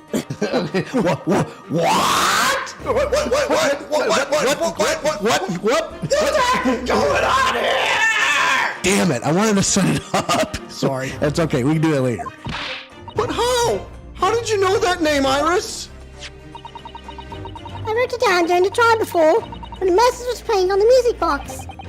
She transcribed it on the fly? She really is a genius. I thought the message probably wouldn't be written out in plain Morse code, so I tried various ways to interpret it. But whenever I tried, the words just didn't seem to make any sense. That is, in English at least. Oh, It suddenly occurred to me, you see. There's more than one Morse code, not just the English variety. Various countries around the world have altered and added them to Morse code to use it in their own languages. I don't believe it. Are you saying... That's right. I've only actually seen a chart of Japanese Morse code once before, but I think it's based on the Iroha pentagram, isn't it? And you mean to say that in Japanese Morse code, the message says asogi? Yes, I think so. Sorry, but I don't remember all the Japanese Morse code. Iris, would you let me see that? Mr. Sato, do you know it? Do you know Japanese Morse code? Yes, I spent some time studying it. Because I'm quite sure Morse code will become ever more important for international communications. then might I recommend, my dear madam, that you focus your efforts on the English version. Be that as it may, Iris, show me the message, please. Of course. Let's see. But what can this possibly mean? Whatever is in that long sequence of supposedly meaningless dots and dashes, it's made the color drain from Sasato-san's face. There's no doubt that this message is written in Japanese Morse code. So the British Empire has been using Japanese for its secret communications? I don't understand the reason why, but the message appears to be a list of 4 people's names. 4 names? Uh-oh. The first is Kei Asoji. Kazuma Asogi. Why? Why was his name on that disc? The second is A. Shin. Shin? I don't recognize that name. Oh, we will. We will soon. The third is T. Gregson. Gregson? What? Ah, it would seem Tobias Gregson is the 3rd man on the list. And what's his name doing in a secret government communication as well? And the last name... What's the matter, Mr. Sato? It's just so strange. So unexpected. Oh, what is it, Izzy? Don't keep us in suspense. Last name is J. Wilson. What? Wilson? John H. Wilson? You mean Daddy? It says only J. Wilson, so I'm afraid I can't be sure. Then, after the 4 names, it reads, if I translate from Japanese, that is all 4. And that's the end of the message. Or rather, the end of what you noted down, Iris. I just can't believe it. Who would have ever thought that those discs contain Japanese Morse code? Not to mention a strange list of some disturbingly familiar names. It would appear that this particular message is a communication of some kind between Great Britain and the Empire of Japan. So, Daddy could be in Japan then. Where Susie and Runo come from.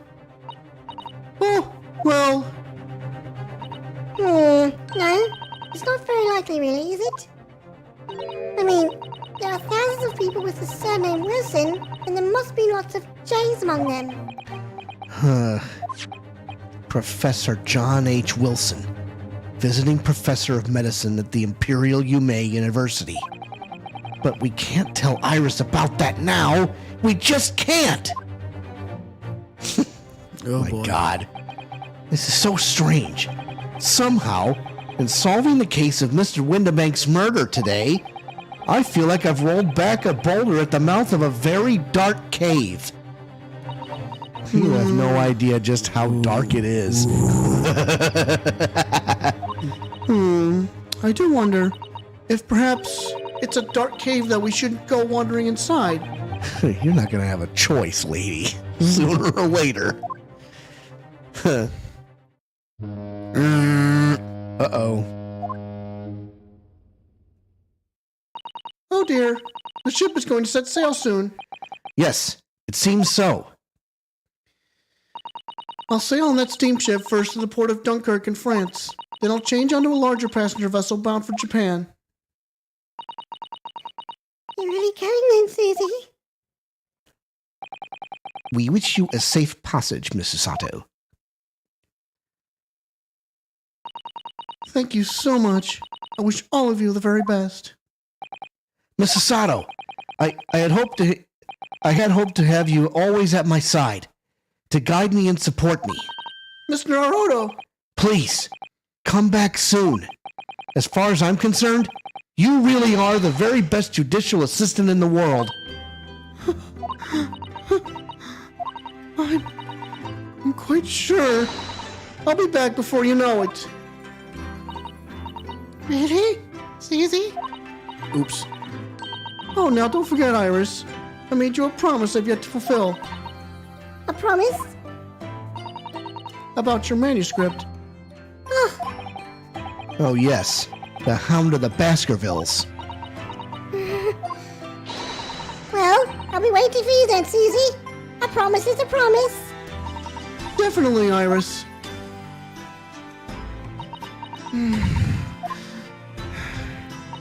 Mr. Naruto, Yes. do you remember the first time we met? Yes. Of course. On the SS Burya, when I was dragged out from that wardrobe, still half asleep. If I remember rightly, you threw me halfway across the cabin with a Sasato takedown. You know very well that I'm talking about after that. It's strange, but being thrown together as we were in that case, I somehow felt straight away that you were the perfect person to continue Kazuma-sama's great legacy, Miss Sasato. and my instincts were right. I really want to believe. No, I'm sure that. I'll be back soon. Farewell until then. I think Well, you better hoof it, lady. That boat's about to take off. I think the voice actors will take it from here, folks. Take it away.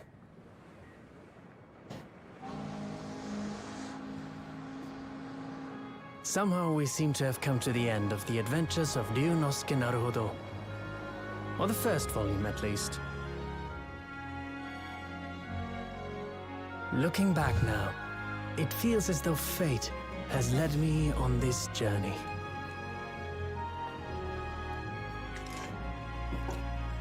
I gotta remember to pack. Fate led me to becoming a lawyer, to traveling halfway around the world, to meeting the great detective. I'm sure there'll be trials and tribulations ahead. Of course there will. Nice callback. But whatever happens, I know I'll be able to turn my fortunes around.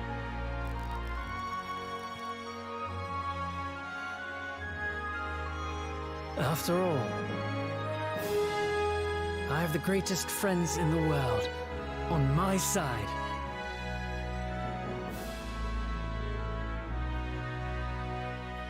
Good shit. Good shit. Okay, folks. So I guess we're going to be dealing with some credit scenes now. So I want to take this opportunity to... hang on a second. Not yet. Ah, yes, Mr. Naruto. Yes, Mr. Sholmes. I have some rather awkward news. The railway company has decided to sue over the special express train, apparently. Uh-oh. Huh? It caused such a commotion online, all the other trains had to wait at stations. But really, we would never have made it to Dover in time otherwise. Anyway, I explained everything, and it was all your fault. Huh? Huh? I think I know where I'm going with this. I believe a formal complaint should be delivered to your office tomorrow. But not to worry, my dear fellow. According to Miss Sato... You love defending yourself in court. Huh?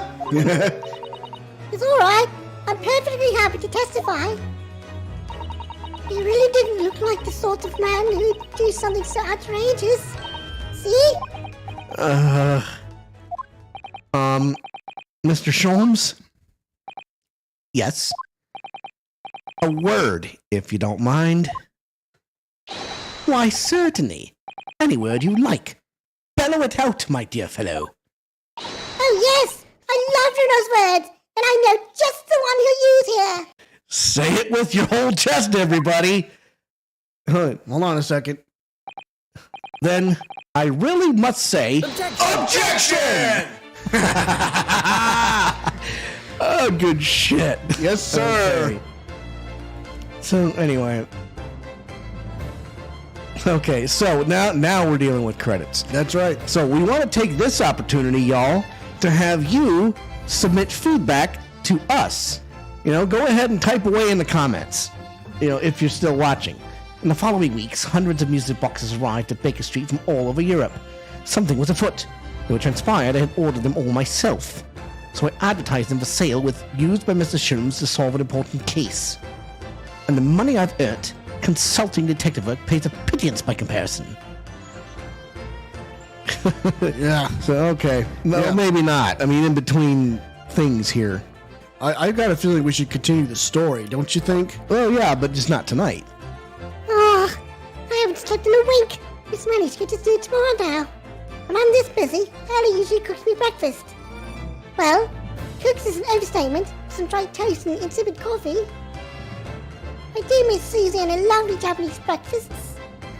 Aw, I wonder what they are. So, yeah, yes, we shall definitely continue the story, but, you know, we have to do it next week. Oh, yeah. So, we're just going through this. Witness, your testimony is riddled with contradictions. Exactly. Really do Quakermain coins hide under rare stakes themselves? Well, he don't know, sir. Knows his father isn't this a man. Or are you calling my son a liar? Witnesses, my courtroom is no place for your petty arguments. So apparently he's being tried for stealing his coin.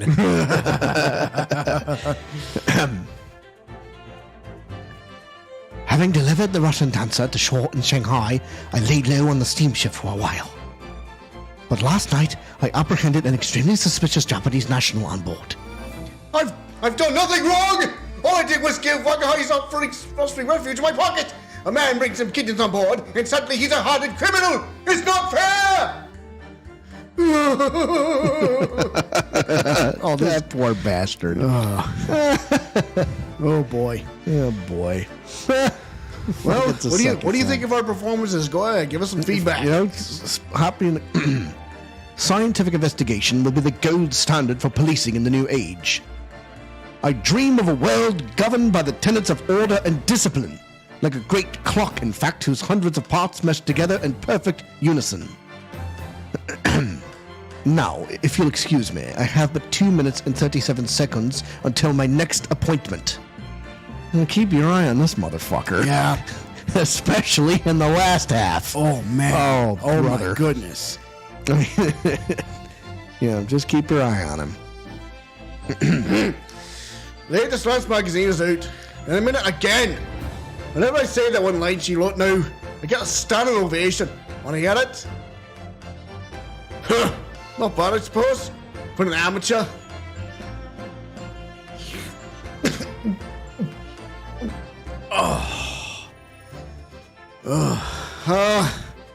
Hilarious, that puts me to shame. Well, ta very much. That hit the spot. Yeah, it sure did.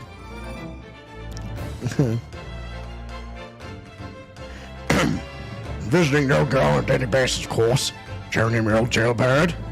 Must say, battling with those bally stairs every day has done wonders for the dicky peg. Managing rather well with housework, too. But his maid business taped up, I'd say. Hope the gossipy neighbors don't realize the man of the house is his own maid. Yep. Oh, come on. Oh, what do you mean, jailbird? Come on, just have her pay a fine and come back, for God's sake. I know, right? Bail her out or something.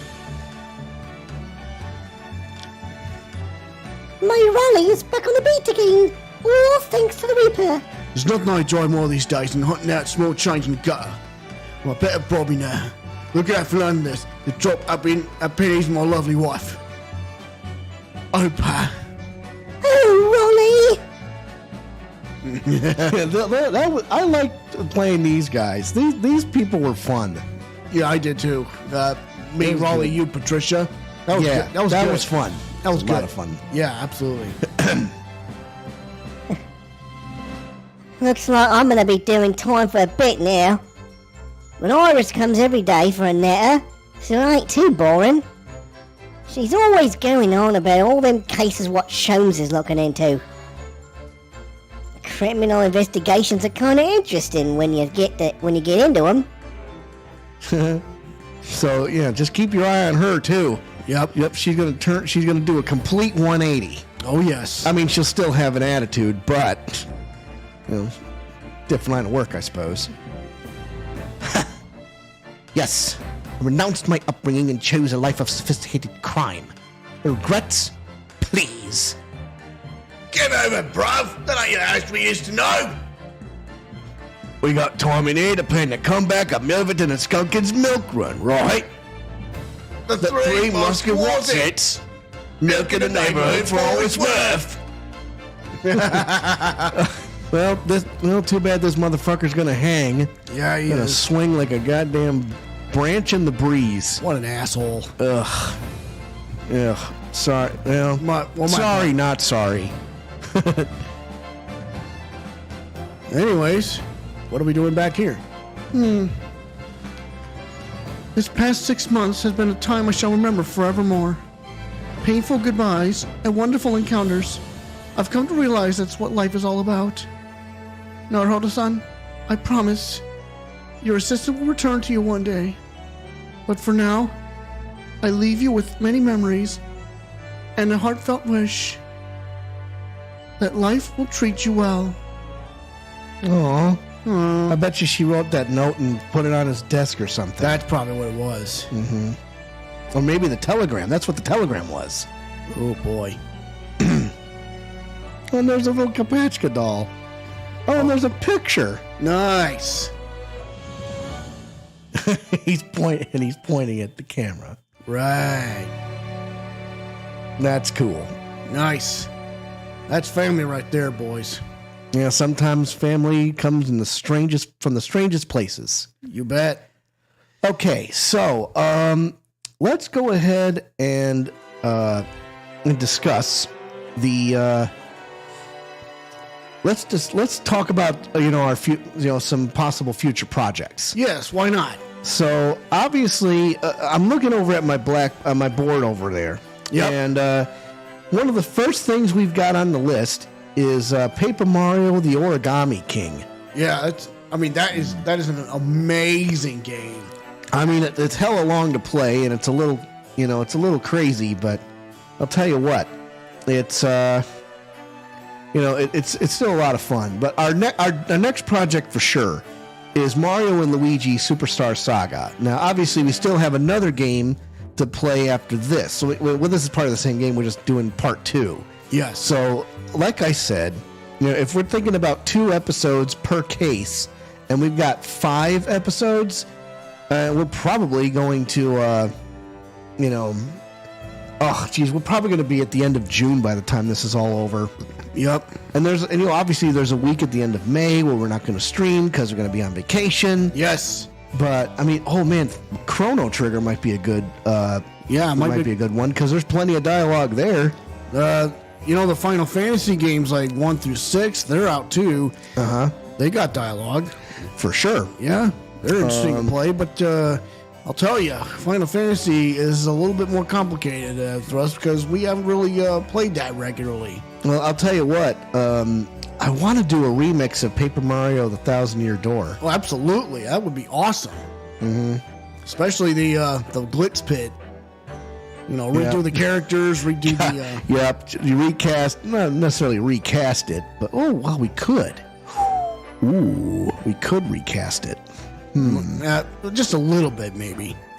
Yeah, maybe. I don't know. We'll have to find out. Yes. Yeah, make it as much sense as ever. And if we ever get a chance, we'll probably do Zelda Wind Waker because we can stream on the GameCube now. Yes. Yep. But you can't see it. It's barely out of Windows. So okay, how about this? Let's do this.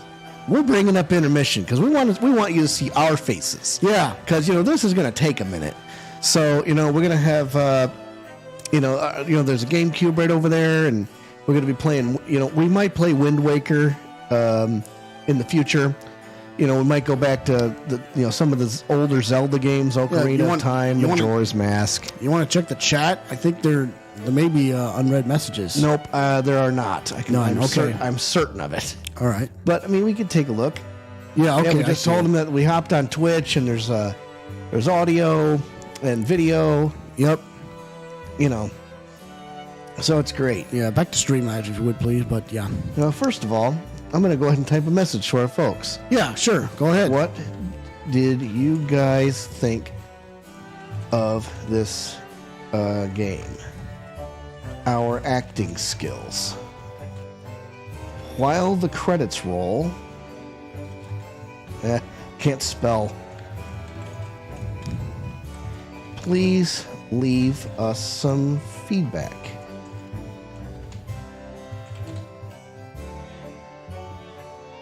And then let me go ahead and just post this in all 3 of our platforms.